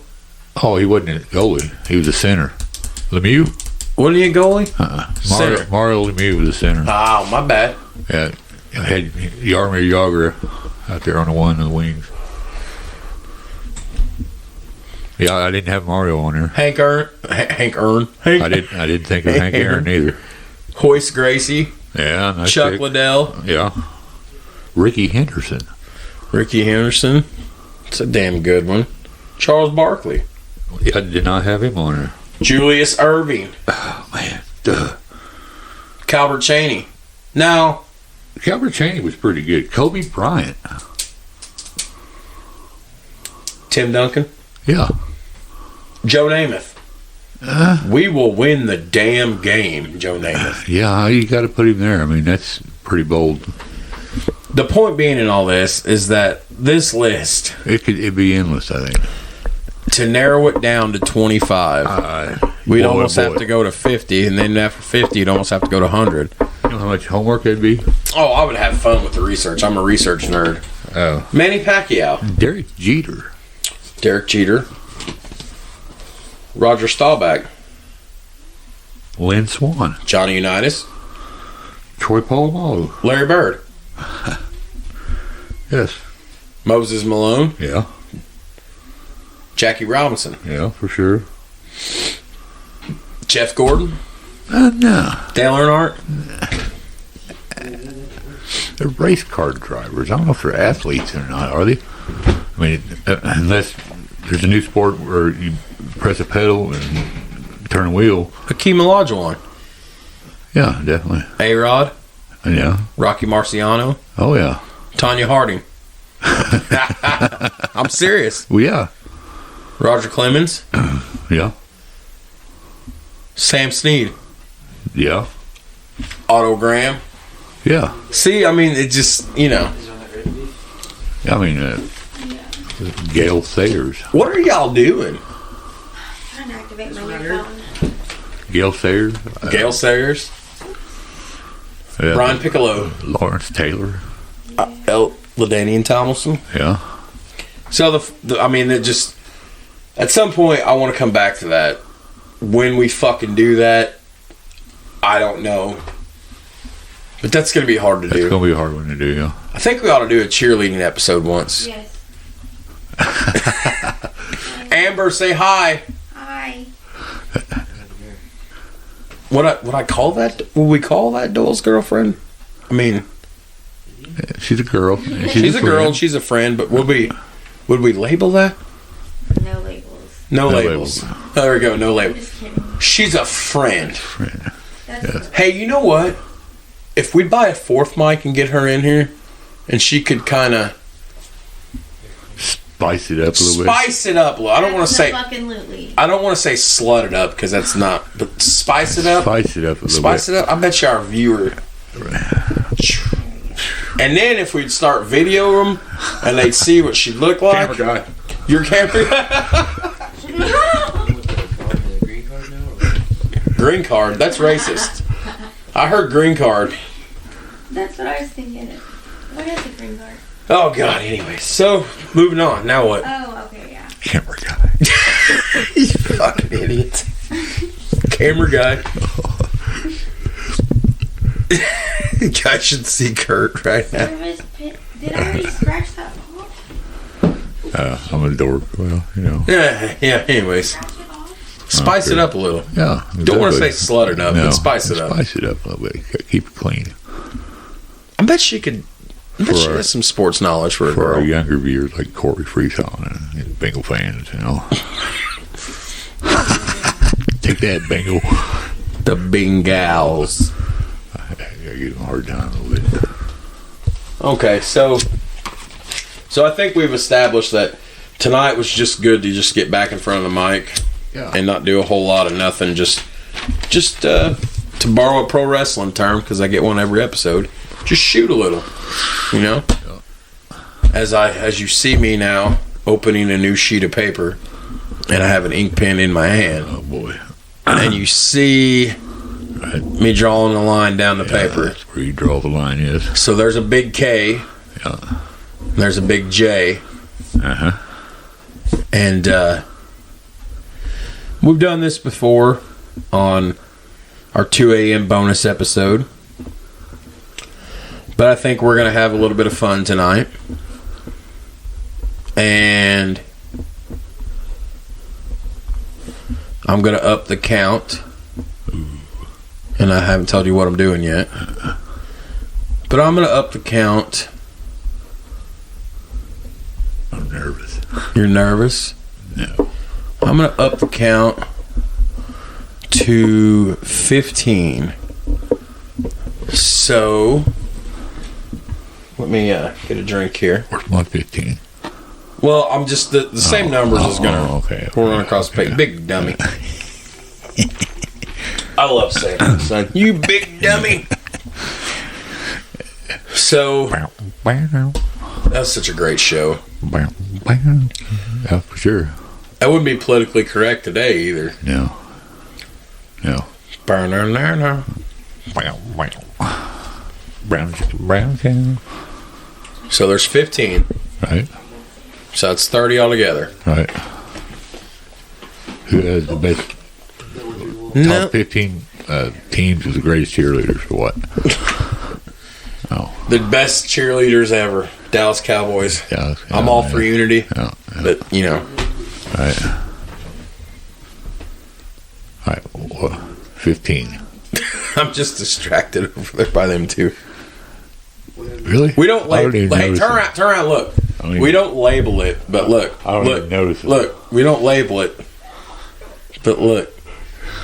I've never seen that fucker grin as much as what he grins now that she's here. He's sweet. Yeah. He's loving it. He's loving it.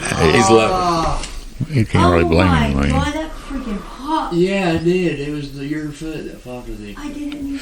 Okay. So we're gonna have injury timeout on the field. What's your bread and butter? Baseball. Okay. So in the bonus episode, we did pitchers. Yeah. The 2 a.m. bonus episode that is still to this day one of our most downloaded episodes. I guess people just love the randomness of it. So we're gonna have a fantasy draft right here. Okay. Any player, living or deceased. Okay. Any position except a pitcher. So batters. Okay. Position players. Right. Position players. Okay. And fantasy draft. Normally I go first, but this time I'm going to let you go first. Well, we could flip a coin right here. No, I mean, if you want, I was going to let you go first this time. Well, let's flip a coin. Okay. You call it in the air. Heads. Tails. So you go first, which means you get the number one overall pick. Just means I get the back-to-back. Okay. So any position. Well. No pitchers. No pitchers. Well, we'll start out with a catcher, I guess. Well, you don't even have to fill it a catcher. You can have any. Just. Oh no, we need to do. No, not this one. You can't have Pete Rose and everybody playing third base. I mean, you gotta have positions. No, okay. I don't know. You can make them change, but I don't know. I don't know how to figure it out. We'll just. All right. Well, I tell you how I'm going to do mine. And then we're going to kick your butts because you guys are all out of position. Okay. All right. I'll tell you what. Number 1 is catcher. Number 2 is first base. And we'll do a backup. 3. Well, we'll just fill them as utility. So 4th is third. 5th is shortstop. 6 is left field. 7 is right field. I don't even like the right field center. Just outfield. Yeah. So 3 outfielders. Damn it! I done fucked this up. So. No, I did really. Yeah, because I wasn't prepared for this. You fucking. Well, I mean, if we're going to do the fantasy draft, we got to make it by position. Oh God, you're killing me. Okay, got a catcher, first base, second base, third base, shortstop, 3 outfilders. 9 slots. And then What do you? Catcher, first base, second base, third base, shortstop, outfield, and a DH. And by the way, both leagues are using DHs in our draft. Okay. So, and then the remaining 6 positions are just utility. Fill whatever you want. No backups. 3 infielders, 3 outfielders. No. Okay. Just utilities. I don't give a fuck. Okay. I was not prepared for you to take it this way. I'm pulling rank. Okay. Okay. First, and you can fill these however order you want. You don't necessarily have to fair catcher first. Catcher first. Okay, fine. Let me think about this. Man. Probably Yadier Molina. Okay, so Molina. So then I get to, Mark McGwire. Ooh. Mark McGwire.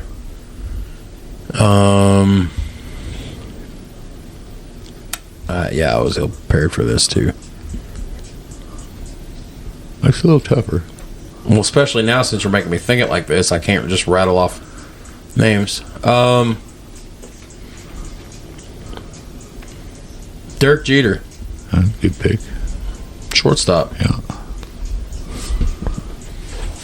See, I got Pete Rose. First base. Charlie Hustle. Yep. Just write Charlie Hustle because I love that. Charlie Hustle. Yeah. Okay. My pick? Yeah, you got 2 of them. Or no, wait. You got 2 of them. Yeah. Okay. And I'm going to go shortstop, Cal Ripken Jr. I don't know if I should have done that or not, but I'm picking. Okay. He's going to be there every game. Man, this is fucking me up by trying to fill these like this. All right, well, just scratch it. Because I just... We could do it. You know what? Scratch. I don't want to, but I'm so fucked up trying to think about this. I got a better idea. Second base. I'll be stuck on this now for... You guys don't understand how he is. I'm literally going to get texted tomorrow or stopped at work Monday or when we turn the mics off later tonight. He's going to literally make me open that page up because his mind's focused on this. He'll go back and fill these motherfuckers out. I didn't intend for it to go that way. Okay. I guess I had headed somewhere else. Maybe you should be in charge. Maybe. No. Huh? No. Fuck. I don't want this job. You don't want to be executive producer? No.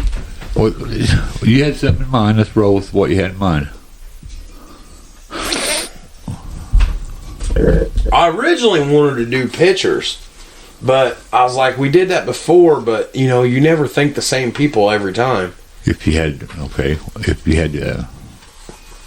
I had top 10 fantasy draft golf picks to take on the tour of the world to dominate golf. Oh, okay. So here we go. Look, you want to talk about golf?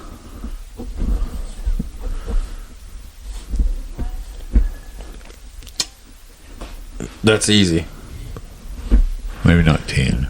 No, we'll pick 10. We'll pick 10 apiece. I don't know if I know 10 golfers. Oh, sure you do. We'll just keep going till we can't think of any more. Okay. So basically, it's my team taking on your team. Okay, there you go. So for world dominance. No, and here you go. Who you got? Jack Nicklaus. So you take Jack. So then I get the back. So I'm gonna go Arnie. You sucker! Don't do it. You gotta do it. Well, here. Well, you know what? I'm gonna go ahead and write it for you. If I don't pick, so, okay, fine. So you took Jack, I took Arnie. So I'm gonna take Arnie, and I'm going to take Ben Hogan. Wow. So I'll go ahead and fill Tiger in for you. So you got Tiger, and you get another one. Wow. Sam Snead, right? No. No? No, I was going. Wayne Gretzky's son-in-law. I was going a different route there, maybe. Where are you going? I'm not really sure. I'm torn between. She smells good. You can smell that. It's very lotiony in your house. It smells better than butthole, I guess. Yes. Feet. It's like enveloping the whole room. Man, I don't know. Ben Hogan, Sam Snead, Ernie Els. Ernie Els. Nah. Payne Stewart. I was a Payne Stewart fan. Payne Stewart. Yeah. Rest in peace. Yes. Payne Stewart. So, I'll take Sam Snead. And I'll take Rory. Oh, you sucker. That's what my next pick. McElroy. Phil Mickelson. So you'll take Phil Mickelson. Adam will get a kick out of this one. Gary Player. And Gary Player. Yeah.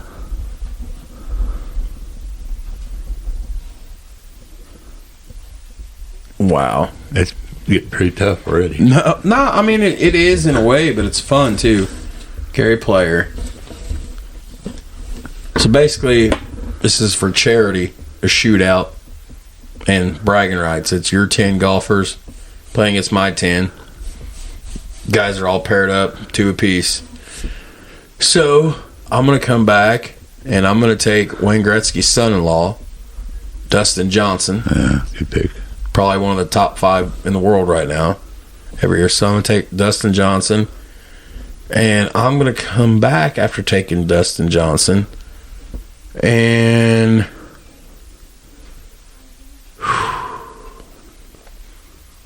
it's not hard. It isn't, because it's just, who do you like better? Who do you want to go? So, if I've already got Roy McIlroy and Dustin Johnson, you know what? I'm going to come back in and take my boy, Mr. Long Drive himself. John Daly. John Daly. Okay. Nick Faldo. Okay, who else? I better put Ernie Els in there. Ernie Els. All right, so I'm going to come back. I'm going to take Lee Trevino. Oh, sucker. And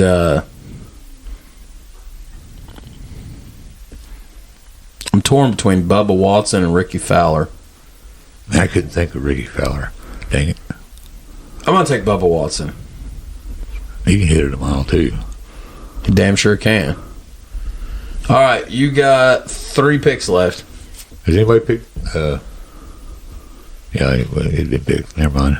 Well, you just said Ricky Fowler a second ago. Yeah, we'll put him down. He's pretty good. He's very good. Okay, you got one more, and then you'll come back and get your last one later. Man. They're out there. You just got to think. That's been a minute since I've been active. This was the first time you Seve Ballesteros.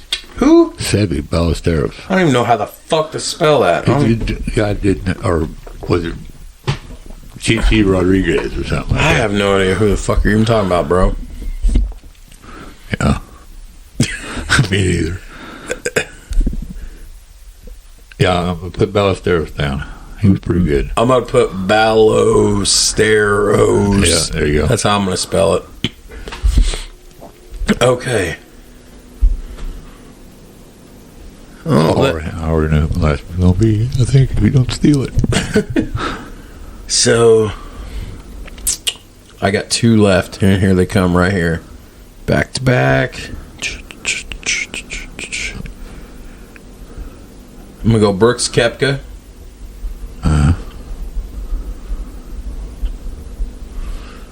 And,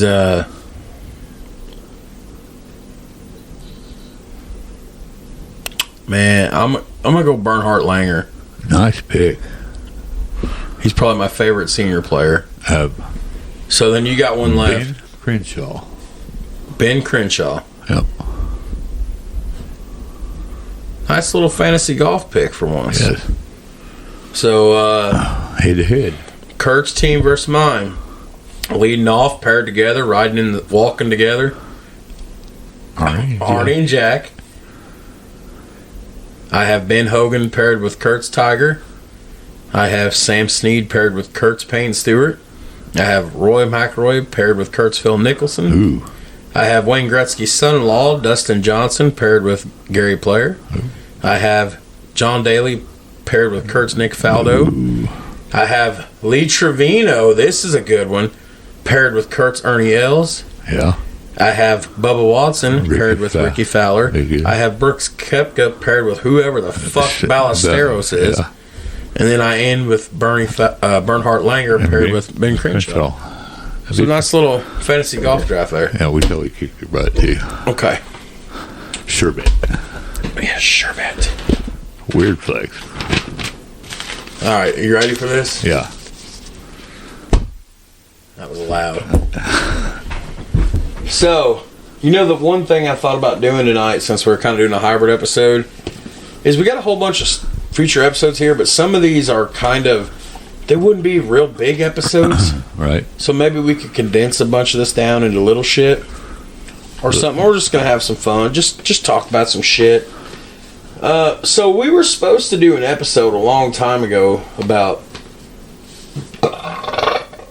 excuse me. What if KD stayed in Oklahoma City? What if LeBron stayed in Cleveland 2010? What if Shaq and Kobe never split? What if Bobby Knight never left IU? What if Tom Brady, or what if Drew Bledsoe never got hurt? Right. What if special? What if special? We got so many what if specials. We got so many episodes of this to do. So many. We got a whole bunch of shit to talk about. Kurt? Yes. Got a message. Oh. Oh, that's what I say. Uh-oh. Nothing important. Well, I mean, it is important, but... my pocket going jing-a-ling-a-ling.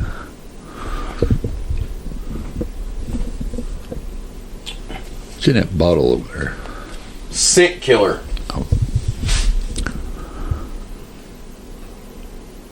I would call my best friend and be like, hey, want to be on the podcast with us?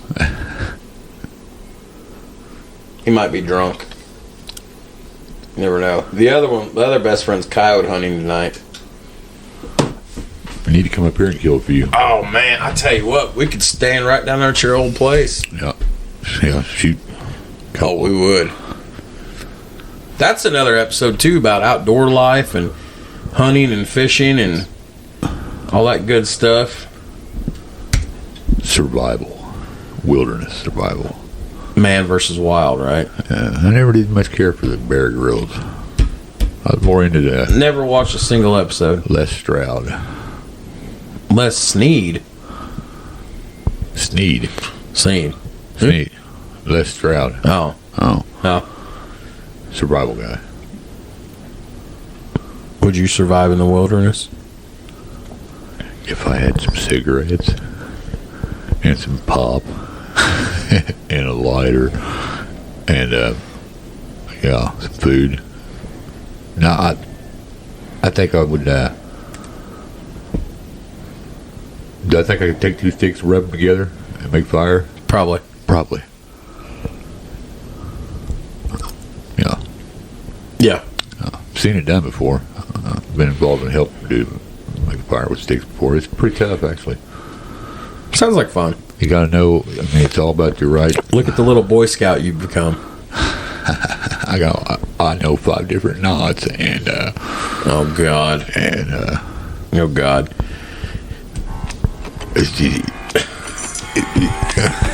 Just gonna cut him off. So, guys, Christmas time's coming up, and what better gift to give than a candle? Now, I know what you're thinking. What kind of gift is a candle? Well, if it comes from our girl Nana, you need to check her out. Check out nanasaromas.com. Check out Nana's Aromas LLC on Facebook. She lives in beautiful Palmyra, Indiana, located in Harrison County. Just went through there yesterday on my way to New Albany. Purdy country. Took a detour to get up there. Anyways, she has a store her store is by appointment only right now due to COVID. And I don't want to give her personal business away. I don't know how much she listens to the episode, so I hope she don't. But she takes COVID pretty seriously. Her husband passed away from COVID about a year ago. Right. So she asked that all appointments, or asked that store visitation be made by appointment. She will open it up. But she does everything herself. Every single candle is custom made by her from start to finish, even the labels. And she does so much more than candles. She's got air fresheners. They do wax warmers, the melts, everything. And the coolest thing about it is she is such a perfectionist that she only makes small batches at a time so she can quality control everything better. You will not regret these candles. She literally has dozens. Yeah. She sent me and Kurt a blueberry cheesecake candle. You're not supposed to want to eat a candle. I know, but it smelled good. Yeah. So seriously, she ships all over the United States, guys. For those of you listening, I promise, and you'll be helping a great small business and a tremendous woman. So check out Nana's Aromas LLC on Facebook. Give Nana a call at 812-972-3670. Again, that's 812-972-3670. Tell her the boys over at Steel Toes and Scoreboards sent you, and we say nothing about good things. And Nana, we love you. Yeah. Kurt loves you. We love you. And yeah, absolutely. Oh, for sure. For sure. I got the part of the new show open here, which we got to check new theme music out. And honestly, we got to work on this a little bit yet. But there's a lot of good stuff in here. some of it's pretty funny. It's just random things. It's just random things. It's just me. I make a script for Kurt. I make a script for me. And 1927 Murderers Row. Or 1927 Murderers Row. Coolest fucking nickname ever. You pissed off your own Steelers fan base. I don't give a damn. Franco had Butterfingers. It's just... You bleed or you're such a homer. I bleed Dodger Brew. What's it say? Word association. Lights out. Like, that was some say NASCAR died. Rest in peace, Intimidator. Raise hail, praise Dale. Just all kinds of shit. So it'll be fun. Maybe we'll work on that. Don Mattingly, or you had me at Don Mattingly. There you go. See, on that one, like, you got to be coming in quick. Right. I'll be like, hey, Kurt, Don Mattingly, or you got to get in there. You had me at Don Mattingly. Yeah. Man,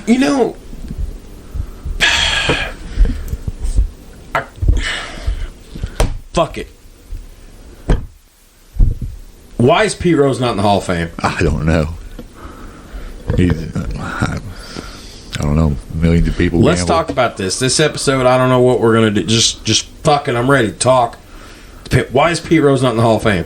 Because somebody's a bunch of idiots. Butthurt. Yeah, butthurt. Do you think you firmly 100% believe this is over the ban over gambling? I don't know. Or you think by now that's done past, this is personal? I don't know if I'm buying it now or not. It might have been at one time, but yeah. You know what? I've totally looked at this, and I just now thought of this. This just came to me. I've been looking at this from the wrong angle. I think it's to the point now where I don't think Pete Rose personally gives a fuck if he gets in the Hall of Fame anymore. I don't think he does either, right. Because I think he's taken this with a sense of pride now that he knows that probably 70 to 80%, if not more, of baseball fans, even the ones that don't know who the fuck Pete Rose is, they just know there's this guy that everybody talks about that's not in the Hall of Fame. Yeah. I think he kind of, he wins. To borrow a sexual phrase, I think he busts his nut all over this idea. Yeah, and he wins because everybody's talking about it. I don't think he gives a fuck anymore. Maybe I've been looking at this the whole way. Do you think at this point in his life, and Pete, God rest Pete, I mean, he's probably gonna, we wish legends never die. We wish they're here forever. But Pete's at that age where he could check out anytime. Right. I don't think he gives a fuck anymore. Why would he? Would a Hall of Fame induction mean anything to him at this point? The way they've treated him? No. I've said for a lot of years, and you kind of agree with me on this. He may not accept it. He'll go in the Hall of Fame after he's in the ground. Yeah. Yeah. And I think that's to the point now. Rob Manfred, could have said fuck Bud Selig. Yeah. Or whoever it was that put the ban on him. I don't remember if it was Bud or the guy before Bud. I can't remember. I don't remember when Bud came in. Manfred could have fixed this when he took over as commissioner in 2014, 15, whatever it was. Well, it could have been fixed even before that, too. I mean, if you think about it, I mean... He's the hit king. Yeah. Oh, yeah. Now, I know this isn't a big stat like home runs, but a stat like hits, you don't get a home run without first getting a hit. Right, that's right. How do you not put the hit king... Flat out, just rake. It's what, over 4,200 career hits? Yeah. And, I mean, he's a tough out. I mean, everybody hated to face Pete. I guarantee you they didn't like Pete Rose coming up bat. Charlie Hustle. Yeah, absolutely. I don't know. At this point... Great hitter from both sides of the plate. Could play first, third. He played some outfield. I mean... And the way he approached the game was just...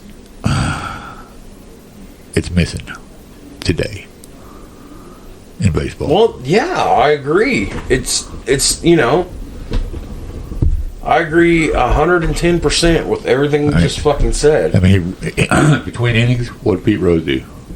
He sprinted back and forth to the dugout, to the field. That's just something you don't see nowadays.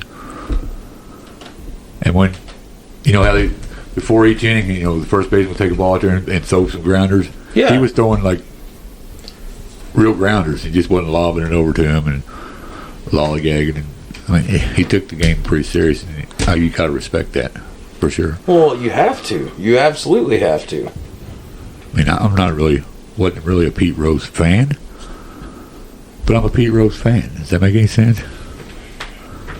It makes perfect sense. Makes absolutely perfect fucking sense. I think that... Oh, that's right. I forgot. I need to correct my... What about an episode with the greatest two-strike hitters?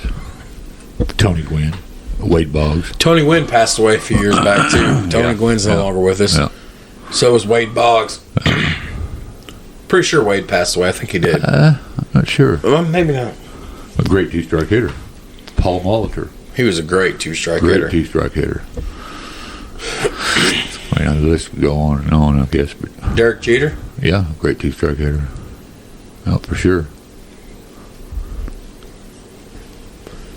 I would like to see Pete Rose in the Hall of Fame, but honestly, now, I don't think he fucking needs it. No.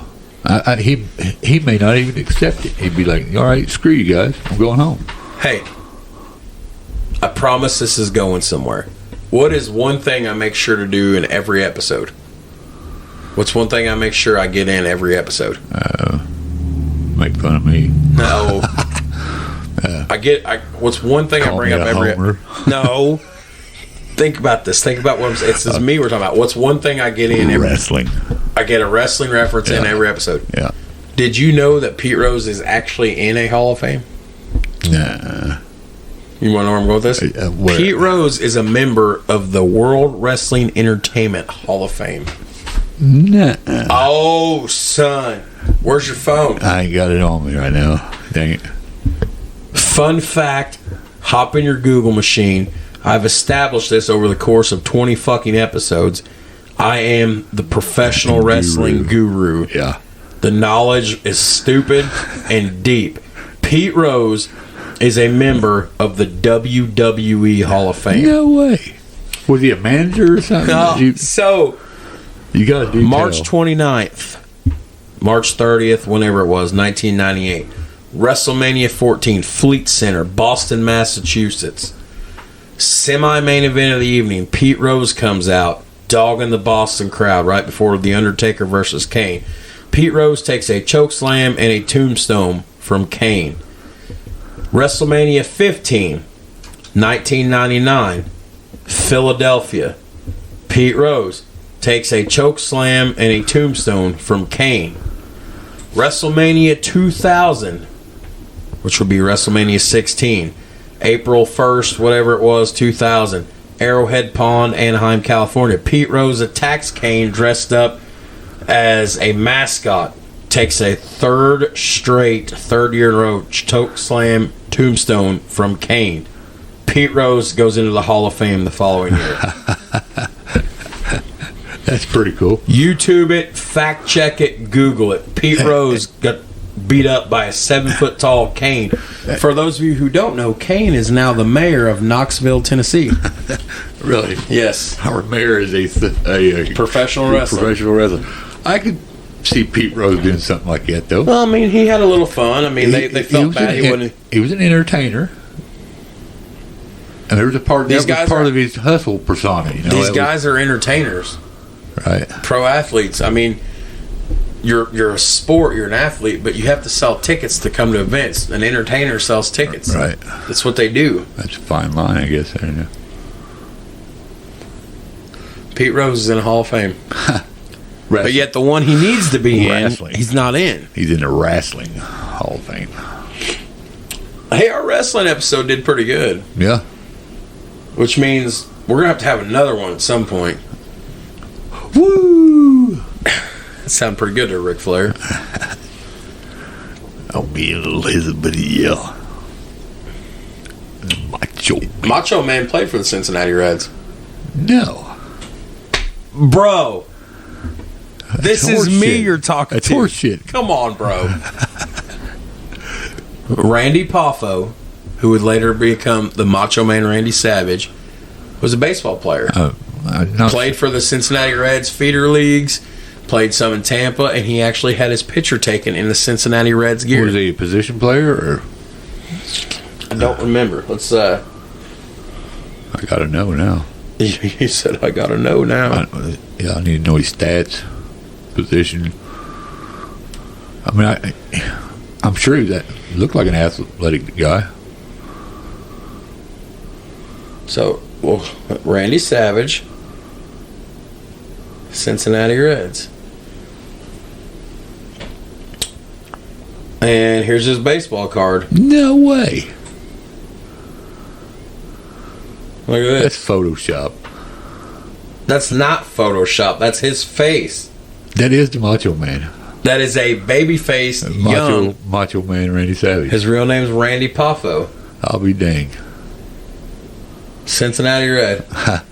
What's it sound about his card? Has improved his swing by dropping his elbow. Is looking to increase his power. Naturally a righty, Randy had to learn to throw southpaw after an injury. What?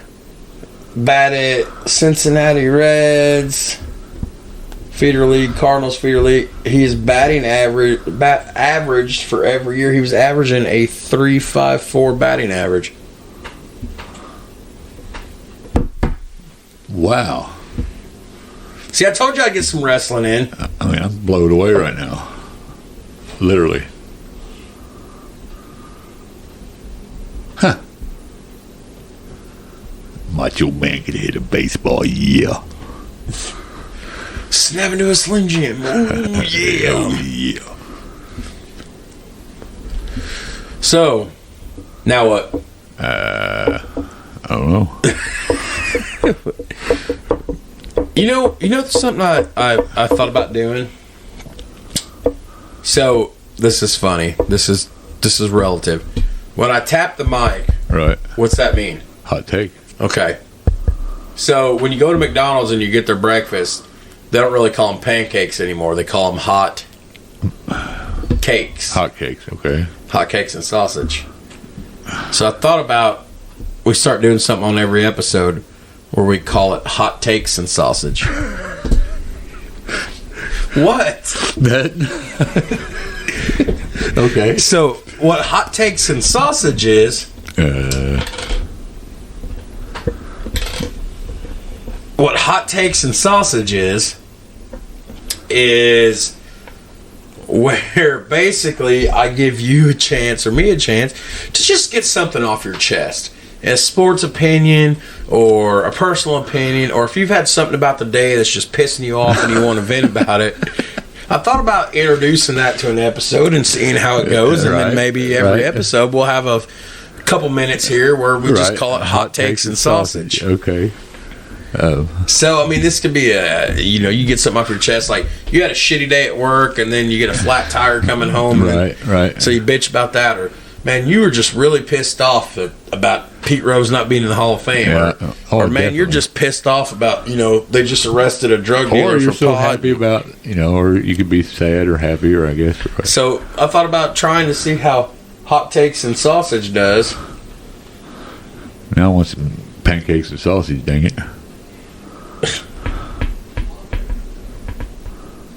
Now I'm mad. Yeah, I gotta get something off my chest. Okay, go for it. Here we go. Hot Takes and Sausage. You're mad because I said that. Now you ain't got no food. I'm hungry for pancakes and sausage. Damn it. Denny's is closed. Bastards. Everything is closed. What about you? So do I have anything? Do I want to just try something? Yeah, I got something. All right, let her rip. I am none too pleased right now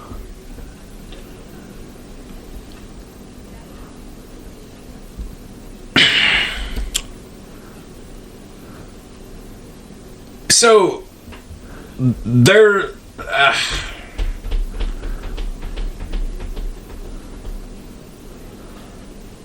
I mean, it's going to be kind of political, so I don't really want to do it, but anyways, we'll come back to this. We just know that we're going to try to implement a Hot Takes and Sausage segment on the show. All right. I mean, there was a school shooting this week. Yeah. 15-year-old boy took the lives of 4 students tragically. Yeah. Got arrested. Yeah. Going to be charged as an adult. Yeah. Which some states charge as adults, some states don't. They arrested his parents over the weekend, and they're charging them with involuntary manslaughter. What? So I'm a pro 2A guy. I'm a gun owner. Come from a family of gun enthusiasts. But I'm none too happy about this. Like, listen, I don't know where I stand on this issue, because it's been brought up before with school shootings, but I don't ever remember seeing it till now. But with the rash of school shootings over the last handful of years, it's becoming more and more of an outcry that parents need to be charged too. Parents should not be parents are responsible for monitoring what their children does. But your child's a 15-year-old. They're 3 years away from legally being emancipated and an adult. Guess what? Both parents have to work when they have time to. I don't know if I have all the details yet, so this might not be accurate. I've tried to keep up on anything that comes out about this so far, and I could have missed it. But to the best of my knowledge, they didn't know that I guess they had purchased a gun. The father had purchased a gun 4 days before the shooting. The story goes, this 15-year-old boy took a picture of the 9mm handgun and posted on social media, "I got my new toy, got my new baby." Now, it was been argued that the father never purchased the gun for his son. I believe it was the father purchased the gun for himself and the family, but you know how kids are sometimes, like, "Hey, this is mine," like my dad buy shit all the time, like, "Oh yeah, this is mine, check out my new toy," da-da-da-da-da. Whether it was purchased for him or not, and I don't believe it was, and I could be wrong. If I don't have that information, if I am wrong, fuck it, I'm wrong. Let me know. But I guess the student took the gun without the parents' knowledge, took it to school, took the lives of 4 students, injured others, scared the shit out of a whole bunch of people. There's going to be a whole bunch of kids with PTSD for the rest of their life. Right. But they charged the parents with this. Now, the rumor that I've been seeing popped up that as soon as word broke out about a school shooting at this school, one of the parents drove home to see if the gun was missing. Whether that rumor is true or not, if it is true, that led prosecutors and people in the court of public opinion, not the court of law, that he had prior knowledge that their son was probably mentally fucking unstable. If there's a school shooting at your school and the first thing you do is go home instead of going to the school like most parents, if you go home to see if your gun's missing, that showed them that you knew your son was unstable. Now, I don't have proof of this. I haven't been able to confirm whether that's true or not. Let's dig a little deeper. But so now the parents are arrested and they're being charged on a $500,000 cash only bond. The parents, Not the fucking 14-year-old, 15-year-old kid who's going to stay. He's going to go from county jail to a prison. He's going to be in prison the rest of his life. Right. He's 15 years old. His life's over before it ever fucking started. Yeah. And this is a real. I mean, what went on at school though? See, you gotta wonder I have missed this. If it has come out yet, I have missed it. I don't know the motive. Again, I've tried to read everything I can, but I'm still not all up to date. I don't know if it's been uncovered that this student was going through bullying or not, or if he just flipped a lid. I don't know if there was abuse at home or if he just flipped a lid. Now, this is an issue with me that a 15-year-old is going to be tried as an adult, because I don't know what Michigan's laws is. I don't know if Michigan still has a death penalty.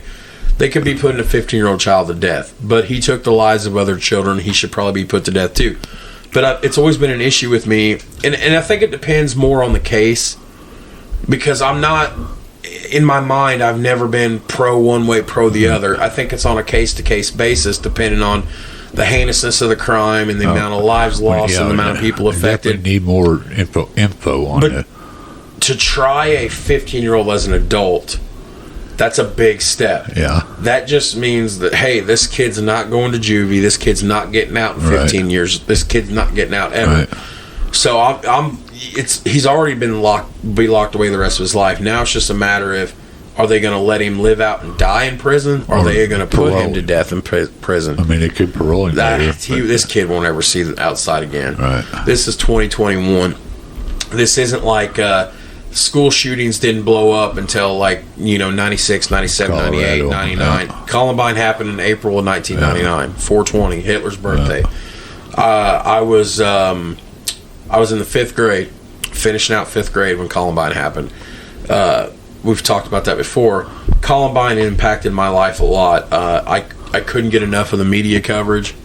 Right. I was 11, almost 12 years old. I thought about this. I still think about Columbine. I'm mesmerized by the story of it. I'm mesmerized by the trauma that these kids went through that fucked them up so bad that then they would cause the ultimate trauma to other families. But this 15-year-old boy took the lives of 4. I think it's more now. I think another couple of injured students have died. I think it might be up to 6 now. I could be wrong.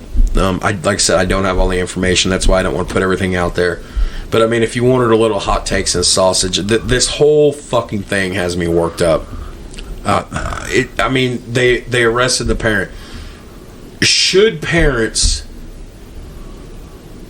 be held accountable for their actions of their children?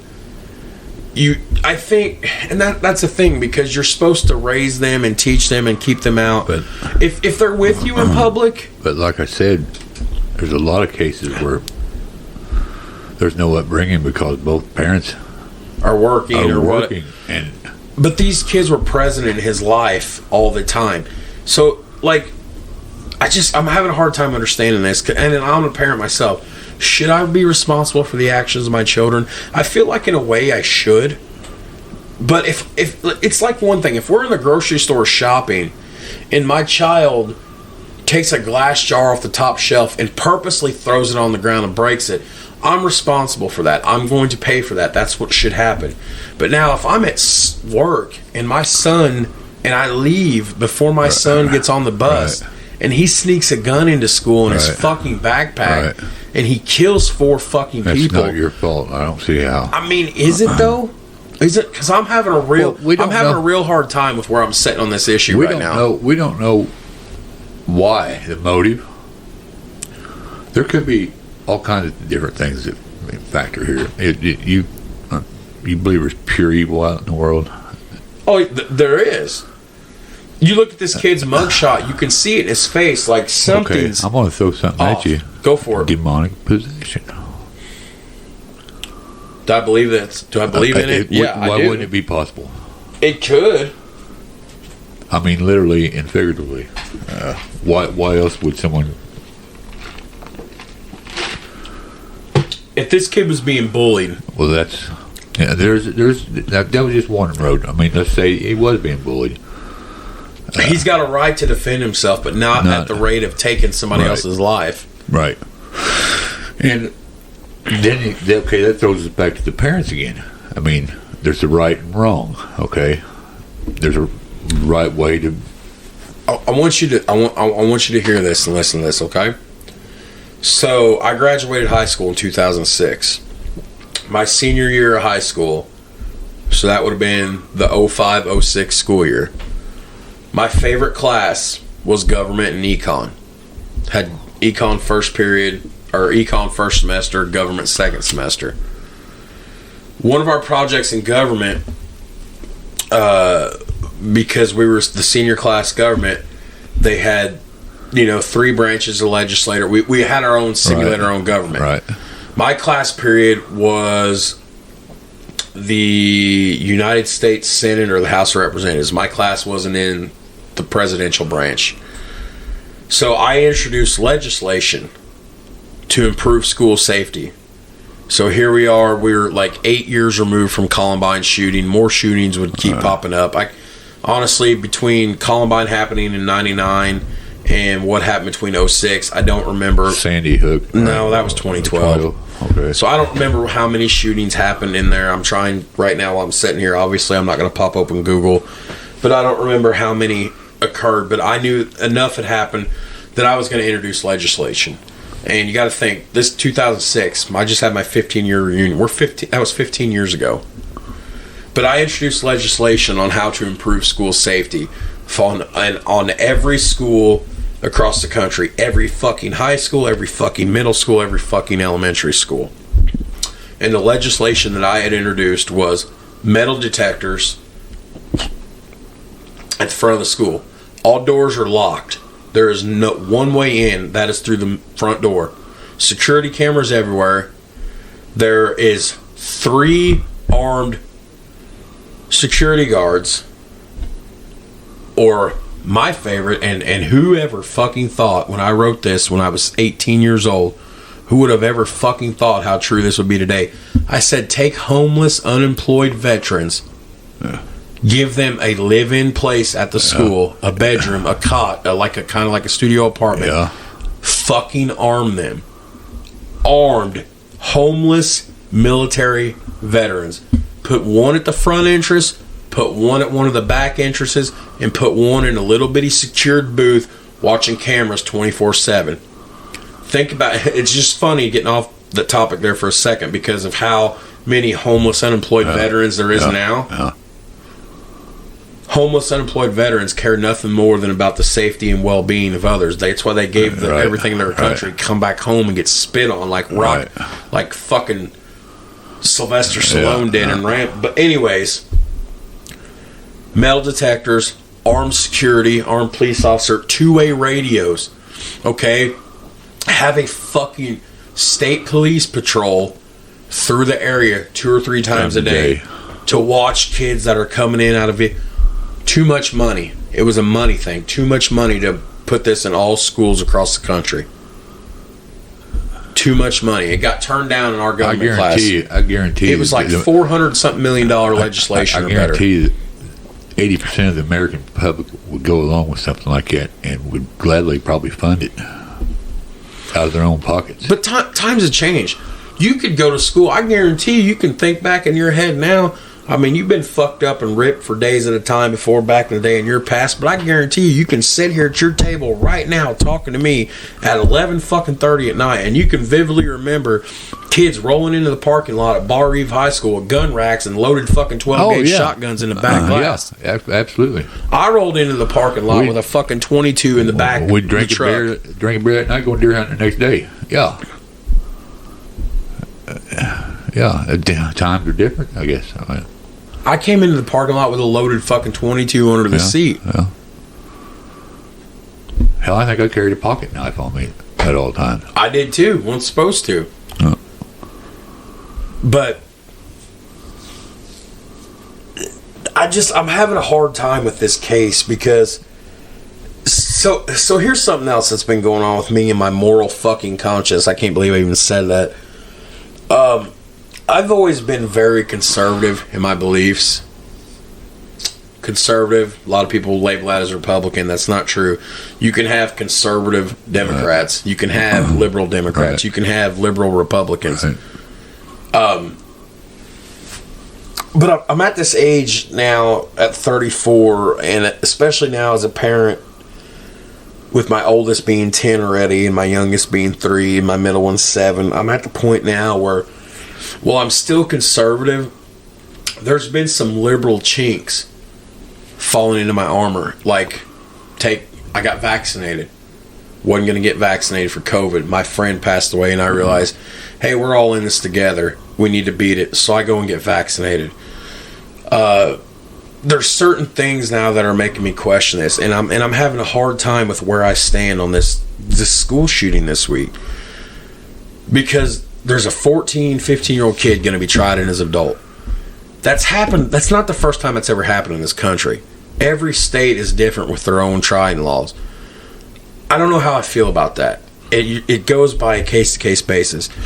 And then the fact that the parents are being charged with involuntary manslaughter, I don't know how I feel about that, because as a parent, I believe you were at some way responsible for things your kids do, but at the same time, you can't be with your kids every fucking second. You can't be with them every fucking day.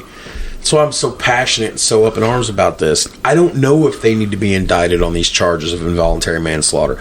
They purchased the gun 4 days before it happened. He posted on social media that he had a new baby. How did he get to the gun? As a parent, I'm assuming... I think I would have had to... Most gun safes nowadays are keypad instead of key. So I'm assuming he knew the code, or if it was... he knew where the key was. Either way, if he broke into, if it comes out that the safe was broke into, that's a different story. But if it's as simple as he just knew the keypad code, and this is the Midwest, even though it's Michigan, this is the fucking Midwest. We all know how to get into the gun safe. Yeah. We're all taught. I don't know. You wanted some HOTtakes and HOTtakes and sausage. There's some fucking HOTtakes and sausage. And then you're going to have to go as far as, now let's talk about gun control. And you get into a whole different issue there.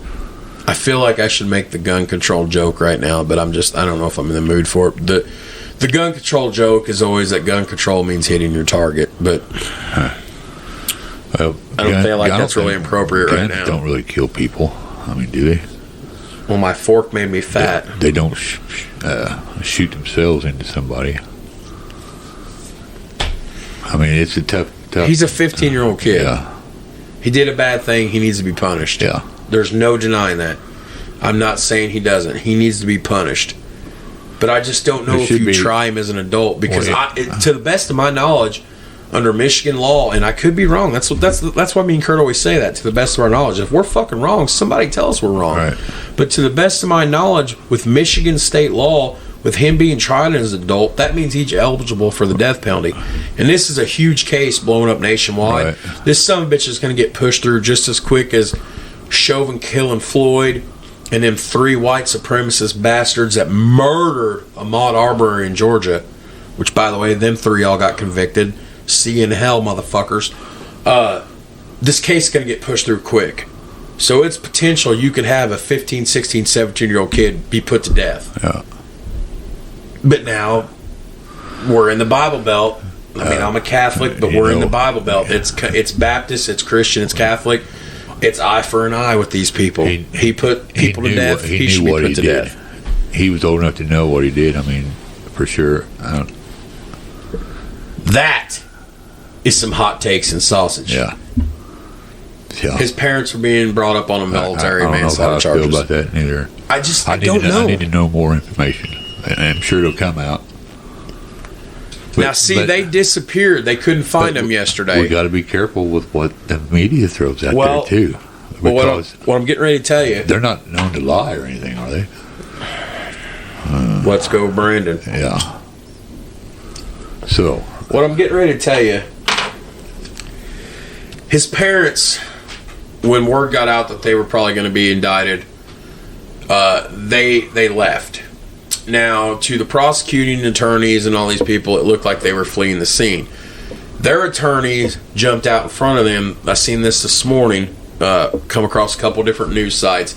Word got out this morning when they were arrested overnight last night that they left town because they were getting harassed by people. They were freaking out. So they went on the lam for about a day or two. They had already hired an attorney, so I'm assuming they knew what was coming or whatnot. The attorney said they had every intention of turning themselves in Saturday afternoon. They were not going to flee the state. They were not flight risks. To the best of my knowledge, I don't think these people have been ever charged with anything before. Could be wrong. I don't remember reading anything where I think they've been arrested before. So their attorneys basically was like, these were not flight risk people. These were not people that were going to evade. But it doesn't look good now that they went on the lam and somebody had to find them and arrested them before they got back to turn themselves in. So this whole thing's going to blow up into a 3-ring circus. Yeah. Should they be responsible for the fact that their son committed 4, 5, 6 homicides, countless other attempted homicides? Right. Maybe they should, maybe they shouldn't. The father did purchase the gun, but if the son took the gun without their knowledge, but then that's when the story broke, and I haven't fact checked this, so I'm going to call it a rumor. When word got out about a school shooting, and you go back through all these school shootings in history, and I can remember watching them with the Paducah, Kentucky shooting in 97, the Arkansas shooting in 97, Columbine in 99, countless parents would rush to the scene. That's what I would do. If there was a school shooting that would go down in Ferdinand where my kids would go to school, I'd be the first one on the fucking scene. Like, oh my God, where's my kids? Yeah. Where's my kids? But the rumor mill says that one of the parents went home immediately to see if the gun was in the box, and it wasn't. That almost sent the red flag a little bit. That makes it sound like they had knowledge that maybe their son was off kilter a little bit. And if you look at this boy's face, and you said you have not heard much about this, if you look at his picture when they booked him, the look that's on his face. No remorse. Well, not only that, but it looks like a child that is just not all the way there. Like, I'm not saying he's mentally handicapped. I just mean like he is. A circuit was seriously tripped inside there, shorted out. What caused it? I mean, it'll come out. I mean, premeditated, definitely. I think it'll come out that it's probably premeditated. I think there'll be a bully issue. I think they said something about I don't know. We need to get off this topic. I'm gonna get more there's our first hot takes and sausage unofficially. I mean, there's a lot of unanswered there yet. Yeah, and we need something lighter. I mean, I don't. What about the guy that drove into the Christmas parade? Dude, the world's gone fucking stupid, y'all. Yeah, Satan's at work, folks. I don't know, bro. I have no fucking idea. It's gonna be crazier yet. My grandpa always said people were crazy, and you know what? He's right. And he said it ain't gonna get no better. It's gonna keep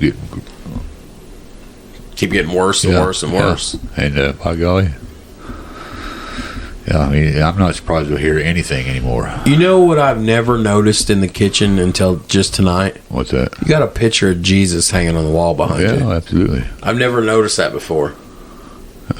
He was hanging over. That's why I probably didn't notice it. Where that Steelers parking. Yeah. That's where he used to hang at. You know what that makes me think of? What's that? The rapture. Everything going on in the world right now. Yeah. This, by the way, that's one of the coolest things you can say. The rapture. Rapture check. Oh, not yet. Maybe the end of times is coming. Have you righted yourself with the Lord? Well, I'm going to say yes. If you checked out tonight, I mean, if we're going to judge me on what are we going to judge me on? Well, the way I treated others, right? And did I love the Lord? Yeah, absolutely. You made mistakes. Who hasn't? Who hasn't made mistakes? Don't throw stones. But that's just where God, he knows if you're telling the truth, if you're sincere. He knows. I mean, the whole idea of that is a personal relationship, isn't it? I hope he's got a sense of humor, because I'm an idiot sometimes. He has to have a sense of humor. He made us. Yeah. I don't know if I have, I'll be honest with you. I want to have the no-so salvation, okay? Where you know. You just know. You just know? Well, my grandparents, I guarantee they both knew. They both was comfortable with it. I've heard several people say when you're with somebody and they die, you don't have to be a religious person, but you can feel either good or bad at the time. That's being in touch with spirituality. Okay, let's say, and I don't like it. What, hot take, or what is it? HOTtakes and Sausage. I hate it when someone says, well, he's in a better place now. When this person may have done nothing but bad stuff. I mean, you got to be careful there. I mean, kind of. Well, he's in a better place now. That's, or if you find their deathbed religion, you know. I think it's possible because Jesus forgave the guy on the cross, right? The thief. Yeah. Yeah. But join me tonight in paradise. He knew he was sincere. That's where we say we can fool each other. Can't fool God. Nice try. Nice try. Yeah. I want to say I got the no-so salvation, but I don't. The no-so salvation. Yeah, no-so. I don't. I strive for it yet, I think. You know, I mean, I'm going to mess up probably again.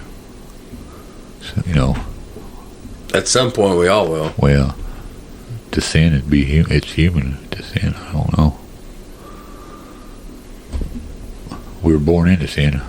There's for that shooting right there, it could be one of those deals there. I mean, if he wasn't in a household that knows anything about the Creator, well, we're born with our backs to God, right?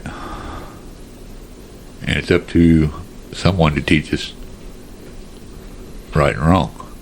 Yeah. I don't know. I'm not necessarily saying that's what I'm siding with, but on this case, but it's deep. That's deep. You're a wise man, brother. Preacher brother Kelly in the house. Knowledge is fear of the Lord. Knowledge is power. Yeah.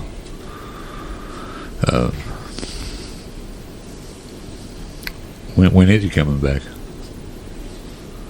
And some say he's already here now. Yeah.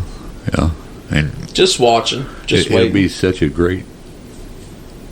I mean, if we are in the end times, we are very privileged people. If you think about it, the return of the King. I don't know, man. We've talked about this before. I've never died before. I haven't either. So it's natural to fear death. I mean, you know, humans fear you never unknown. know. You never know when you're checking out.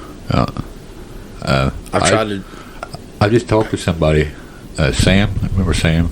His girlfriend was in a motorcycle accident. I seen she come and visit the other day, and they didn't think she was gonna make it. Matter of fact, she died 3 times.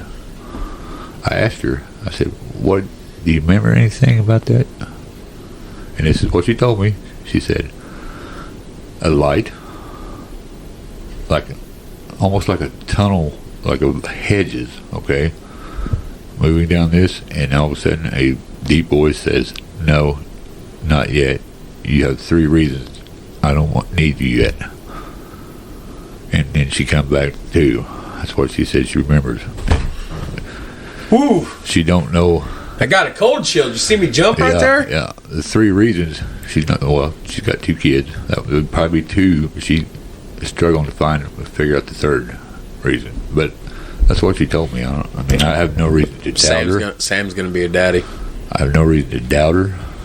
You know. I mean, dude, she's got part of her skull missing. You know, I had to take my hand and she said, "Rub it." I could feel her actual brain, dude. It's like a chunk missing. But she said she died 3 times. I got massive cold chills. I think And goosebumps. Pretty deep. Fuck. There is a God. Absolutely. Okay, let's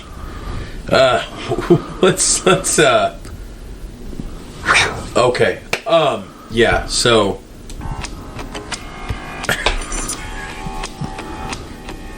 let's I get cold chills. Check out Main Street Designs LLC. Yeah. Okay. So, check out Main Street Designs LLC in Jasper, Indiana. It's a local family-owned business. They specialize in laser engraving and direct-to-garment printing. They offer vinyl decals. They can do work on baby blankets and other personalized items for you or your business. Message them on Facebook or give them a call at 812-661-7765. 812-661-7765, or you can also reach them at 812-661-7488. Check them out again on Facebook. Send them a message. There are some good people. They have offered numerous times to do a logo for me and Kurt. Put a logo on a t-shirt or a hat for us to help us build the brand and get the word out. I have yet to do that. We eventually will do that. They are great people. They don't mind us talking like idiots.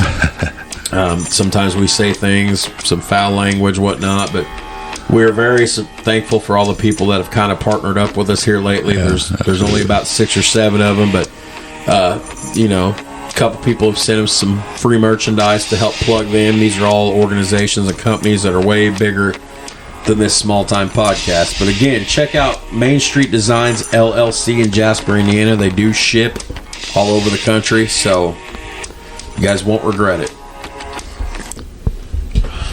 Man, I got cold chills talking about that. So, hey, we've got a birth of a new segment, Hot Takes and Sausages. Yes. That'll be interesting. And I went off on a political tangent on it. Well, I mean, not really. I said this was going to be a hybrid episode. It wasn't really political. Well, not really, I guess. I mean, we wouldn't talk about the lefts and the rights. No, not too much. We just need to be one platform. One platform. Hey, Kurt, say cheese. Cheese. I must have one too. Taking pictures of me and Kurt. And break the camera. I could have cracked it.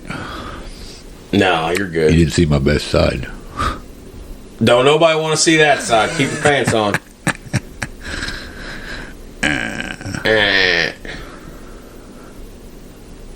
You know what? So I had worn my nice big gold Masonic ring. It's my grandfather's ring. My grandma gave it to me. So I was trying to figure out what I was going to wear to the banquet tonight. And I was looking through this shirt. I was looking at this shirt, looking at this shirt, looking at this shirt. And then I was digging through the back of the closet. Some of this shit I ain't worn in years. And I found this shirt here. And I haven't wore this shirt in probably 5 years. It's too big. It wouldn't button. And now it's a little big on me. Yeah. But I look good, don't I, man? I look good. I got my Dwight Yoakam jeans on. You know what? I'm telling you, bro, we need to walk Wednesdays. You know what Dwight Yoakam jeans are, don't you? Yeah, skin tights. Oh man, you guys are gonna laugh. I'm gonna share a little bit of personal information. This can be an overshare. So, I like to wear boots. You know that. I either wear my work boots or my cowboy boots. Well, I am down to one set of cowboy boots, and unfortunately, these are slouch top boots. You know what slouch tops are? They're the ones that fall over when you take them off. Yeah. Well, and these are Dwight Yoakam jeans. So it's hard to get, and they're tight, so it's hard to get the boot on and the pant leg over the boot. So I have come up with a theory, and I will admit this, and it'll be a good laugh for anybody that's still listening at this point. Do you know how I get these Dwight Yoakam jeans and these boots on? I can't believe I'm going to say this. So I'm standing there in my room wearing my boxers. I put my socks on. Then I put my boots on. Okay. And then I put my pants on and I pull my pant leg through the boots through the pant leg. Because otherwise the socks will roll, the slouch tops will roll, and I'll never get them on.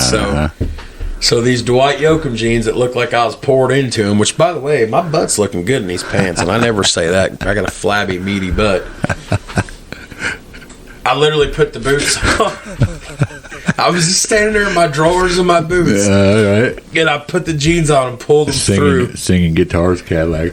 Guitars, Cadillac, Hillbilly. That's right. Dwight. Yeah, I like Dwight Yoakam. Don't know how he got them pants on. I swear to God, he was poured into him. Yeah. A man should not wear pants that tight, but here I am. My fat ass of all people. It just looks like I'm holding in a fart. Like, as soon as I pull my pants down, it's all going to go right across the mic, you know. Sound like a big red letting out the air brakes. See, you hadn't had more of that shirt in 5 years? No. It's loose on you. It is, isn't it? So you've lost some weight. So, about in almost 3 years, soon to be 3 years' time, about 120 pounds. Cool. Right People are like, that's not true. So then I go and show them pictures. Big. I go and show them pictures. What's the? I love you, bro, but big. What's the running joke I make? Do you remember? 3 years ago, 4 years ago at this time, I was one M&M away from holy fucking shit. Yeah. And look at me now. Yeah, for real. That's good, dude. I am proud of you, man. Down under 4 bills significantly, sitting at about 370 bills, which is still big. I push him at work a little bit sometimes. I ain't too far from where I was, 6, 7 years, or where I was about 10 years ago. I look good. No human being should be 300 pounds if it ain't muscle, but, I function a hell of a lot better. I function better now than when I did it. Yeah. You're inspiring me, dude. I need to lose about 50 pounds. Pants won't stay on. Y'all buy new pants. Man, when I weighed 180, yeah, I was running everywhere. There's no way your frame should ever have 180 pounds. That's pretty thin. I was running everywhere.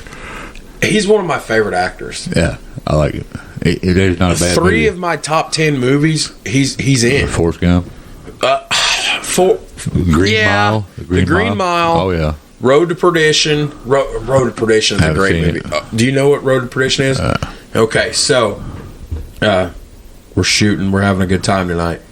So Tom Hanks in Road to Perdition. So the best I can recall, the plot line of this movie, it's set in the 30s or the 40s. Tom Hanks is a gangster. Okay. He, I think the plot of the movie, his parents were assassinated, or he didn't know his father.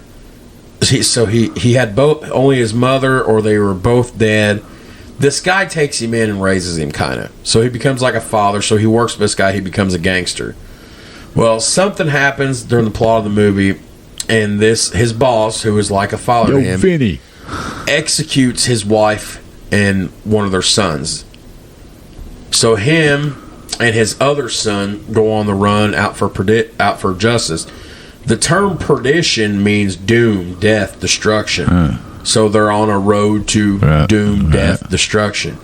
And it is probably one of Tom Hanks's it's one of his lesser known movies, not one a lot of people think about, but it's in my top 10 movies of all time. Tom Hanks is in 3 of my top 10 favorite movies. Saving Private Ryan. I wasn't big on that one. Didn't like it. No, and I like Tom Hanks in Serious. Castaway just missed the top 10 cut. Forrest Gump, Green Mile. Yeah. I love the Green Mile. Michael Clark Duncan, rest in peace. The camera cuts and the CGI and everything to make this dude look like he's 8 feet tall and 500 pounds was amazing. Michael Clark Duncan, rest in peace. But Tom Hanks, Robert De Niro's another one. Oh, yeah. Robert De Niro and Cuba Gooding Jr., Men of Honor, where they're Navy divers. That's pretty good. So, anyways. G.I. Jane. G.I. Jane. Demi Moore was hot. She was. Sharon Stone in Quick and the Dead was hotter. Pretty hot. Gene Hackman, Sharon Stone, Russell Crowe, Leonardo DiCaprio. Who's the little chick in White Man Can't Jump? Man, I haven't thought about that movie in forever. Rosa was her name on the movie, I think, but she was a hottie. Wesley Snipes. Yeah. And Wesley Snipes and who was the other one? Damn it! Woody Harrelson. Woody Harrelson. You know who Woody Harrelson reminded me of in that movie? Larry Bird. I wonder if he's probably got a game, don't he? Actual game. That's a good movie. Wesley Snipes and Sylvester Stallone, Demolition Man. I haven't seen it. Oh, bro. I haven't seen it. They don't even, they don't use a bidet or toilet paper either. They use the seashells. Ooh. Ouch. The seashell method. Ouch. Bro. Bro. What? Come on, bro. Oh. Let's hop on the YouTube machine. Cuz now you got me going. Let's play another clip of audio we don't have. 3 seashells, Demolition Man. Oh, look, it's already popping up. Here we go. We don't own this. All rights go to whoever they go to. Here we go. They go to Paulie. To Paulie? Yo, Paulie. Here you go. Will do. Any new info-rama on Simon Phoenix? There is nothing, Lenina Huxley. Where's your John Spartan? Oh, he went to the bathroom. I guess he got all thawed out. Oh. Sir, I formally convey my presence. We are not used to physical contact greetings. Germs. Look, I don't know if you guys know it, but you're out of toilet paper. Hey, did you say toilet paper? Oh, they used handfuls of wadded paper back in the 20s. I'm happy that you're happy, but the place where you're supposed to have the toilet paper, you got this little shelf with 3 seashells on it. He doesn't know how to use the 3 seashells.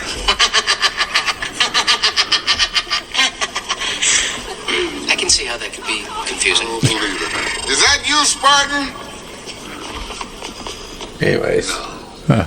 Zach? Well, I don't get it. I've wondered that my whole life. Are they wiping their ass with the seashells? What is? I don't know. That's just a little weird there. Maybe that was just one of those things they put in the movie and let you formulate your own opinion. That was Rob Schneider. It's a pretty weird laugh. The water boy guy. You can do it. Foosball is the devil. Foosball. Hang on. One other thing, since we're gonna play. I'm gonna play for you the Road to Perdition trailer. Tom Hanks, Road to Perdition. You know what his first movie was? What? Remember? No. Big. Was Big his first movie? I think so. Let's see if I can find it. Was he in War of the Roses? The question is... No. Maybe. So this, seriously, this is, not a well-known Tom Hanks movie, but it's one of my favorite. So here's the trailer for it. Peter, I can't come to your concert tonight. I'm working. Working at what?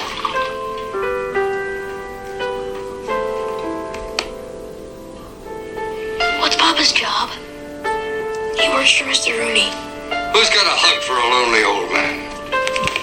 Papa didn't have a father, so Mr. Rooney looked after him. You rule this town as God rules the earth. I love Mr. Rooney. We had nothing. He gave us a home, a life. He goes on missions for Mr. Rooney. Take Mike with you. No, Paul, take Mike with you. They're very dangerous. That's why he brings his gun. What the hell are you thinking?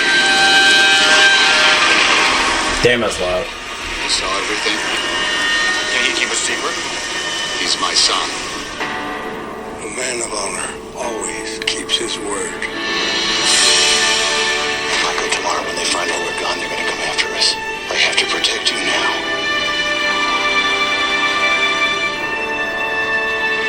I'd like to apologize, especially to you, Paul. You would like to apologize?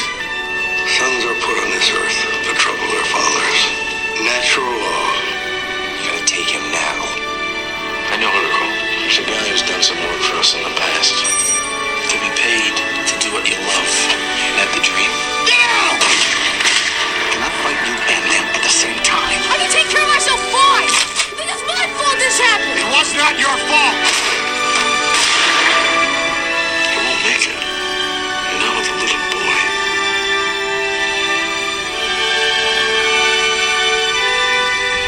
What are you gonna do? Kind of loud. Just one last thing, and then it's done. Back for the tractor, Mike. The tractor. We made it. Oh, yeah, we made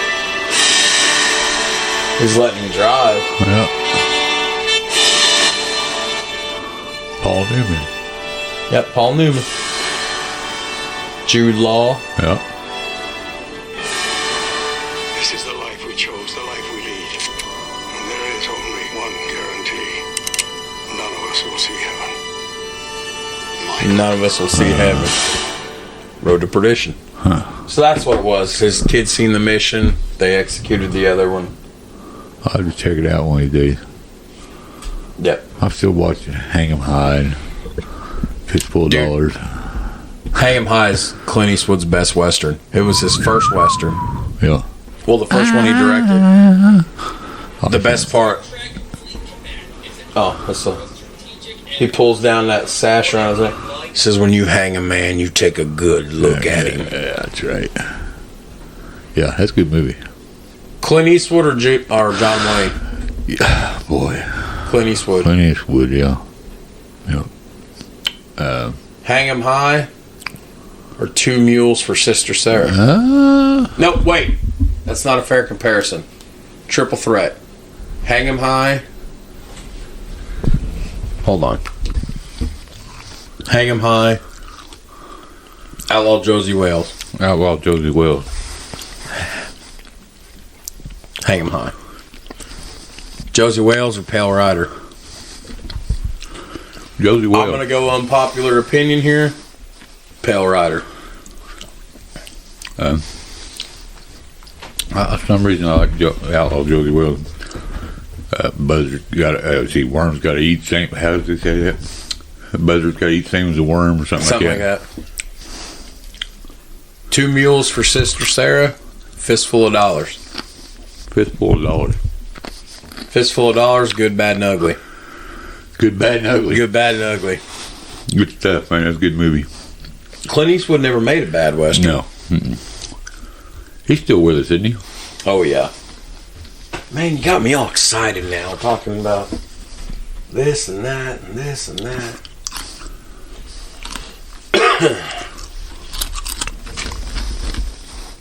Now what?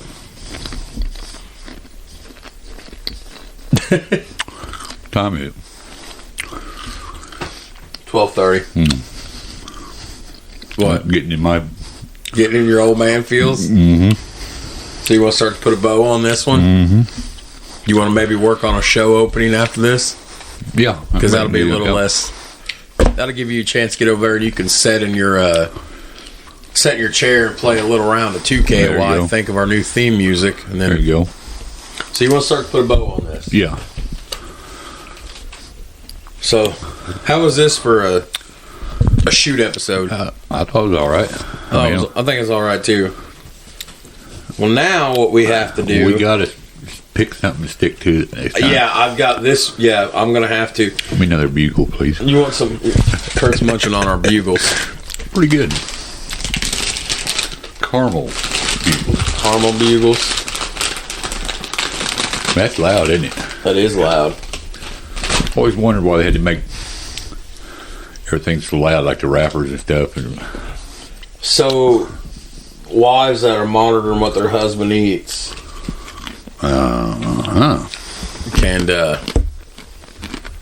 so you're wanting to put a bow on this, which means this is to the part where we start to, before we put a bow on it, we got 2 left to plug. We definitely got plugged to 1. But, yep, I'm getting ready to right now. So, guys, Christmas season. Ladies, Christmas season. What to get your man with that beautiful beard of his. Like Kurt Kelly's he had a beautiful beard. Now it's growing back in. Well, check out our newest supporter, our newest partner. Check out Beauty and the Beard Co. on Facebook. They also have a beautyandthebeardco.com. They've got great swags, soaps, beard kits, essential oils for your beard and body. The works. Check them out. And use our discount code SteelToes15 at checkout for added discounts. Again, they're a great company based out of Marysville, Ohio. I don't know why I'm talking like this. I guess I was trying to be a little romantic with Christmas coming up. But seriously, ladies, for your men or men, just to treat yourself, check out Beauty and the Beard Co. Seriously, anything you guys want to check out, punch in the discount code SteelToes15. It could be 15%, could be 10. I don't quite remember. Since the discount code is SteelToes15, I'm assuming it's 15. But you'll get great discounts. And like I said, these guys are great. They get great reviews. They just opened up a new shop, so they're doing business is booming for them. They're doing pretty good. But check them out. Use discount code SteelToes15. That's Beauty and the Beard Co. Oh, we forgot one other one. You want to jump right back in? Yeah. This episode is all over the fucking place tonight. Right.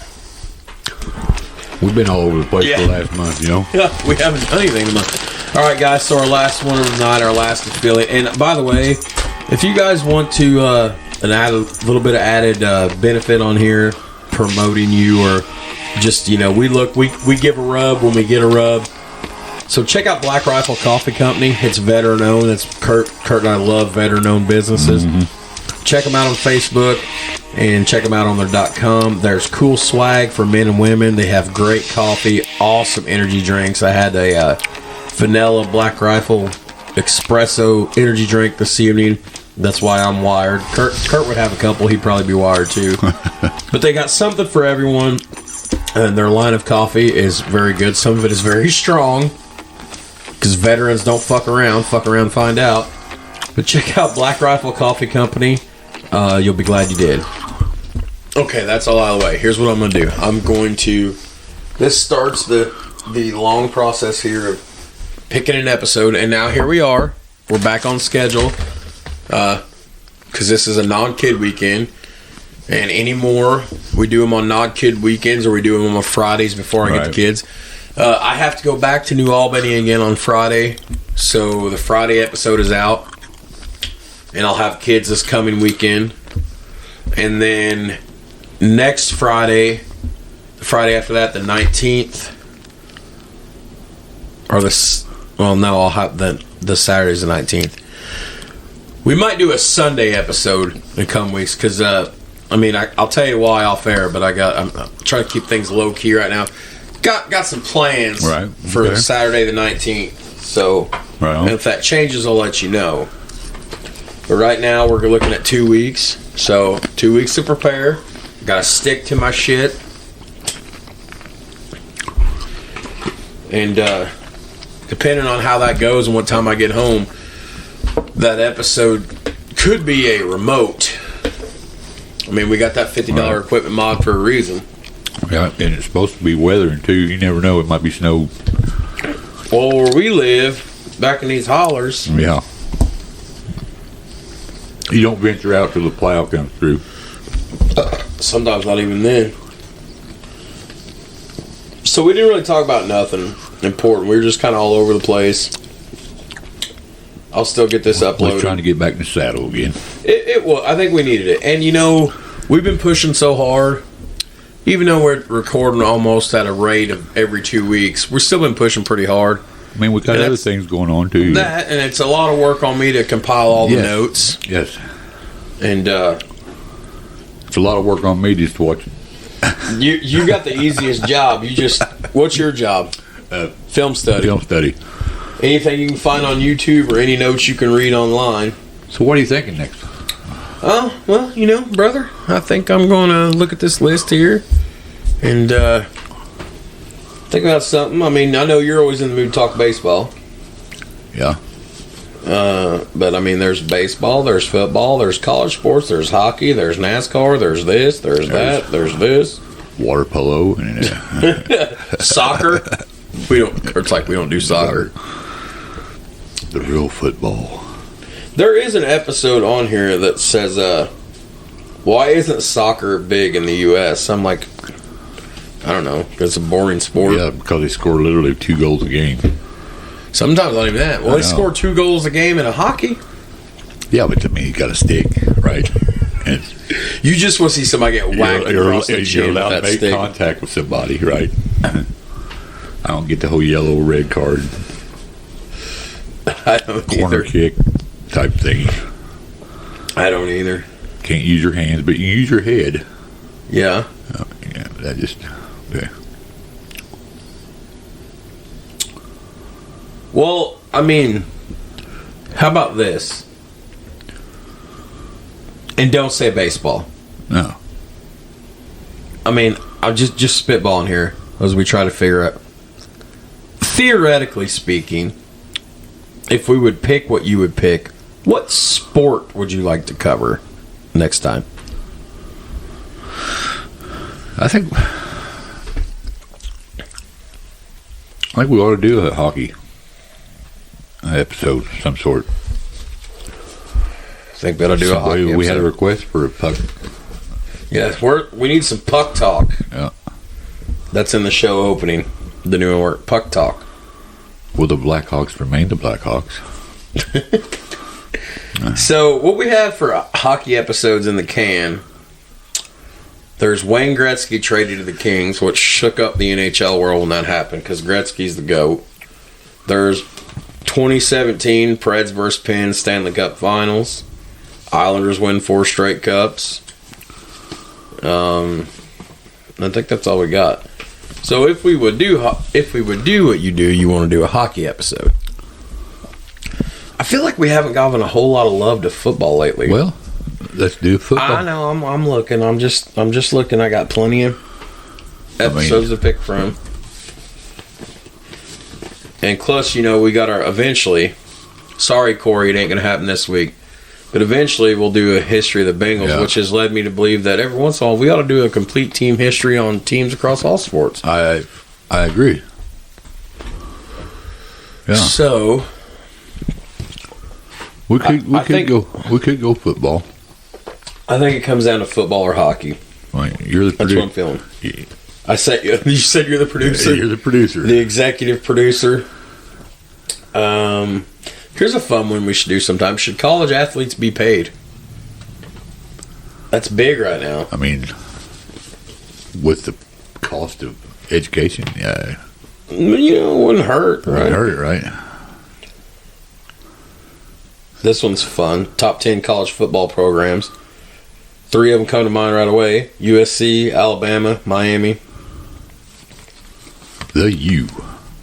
That's my team, baby. The U. Well, Kurt, I think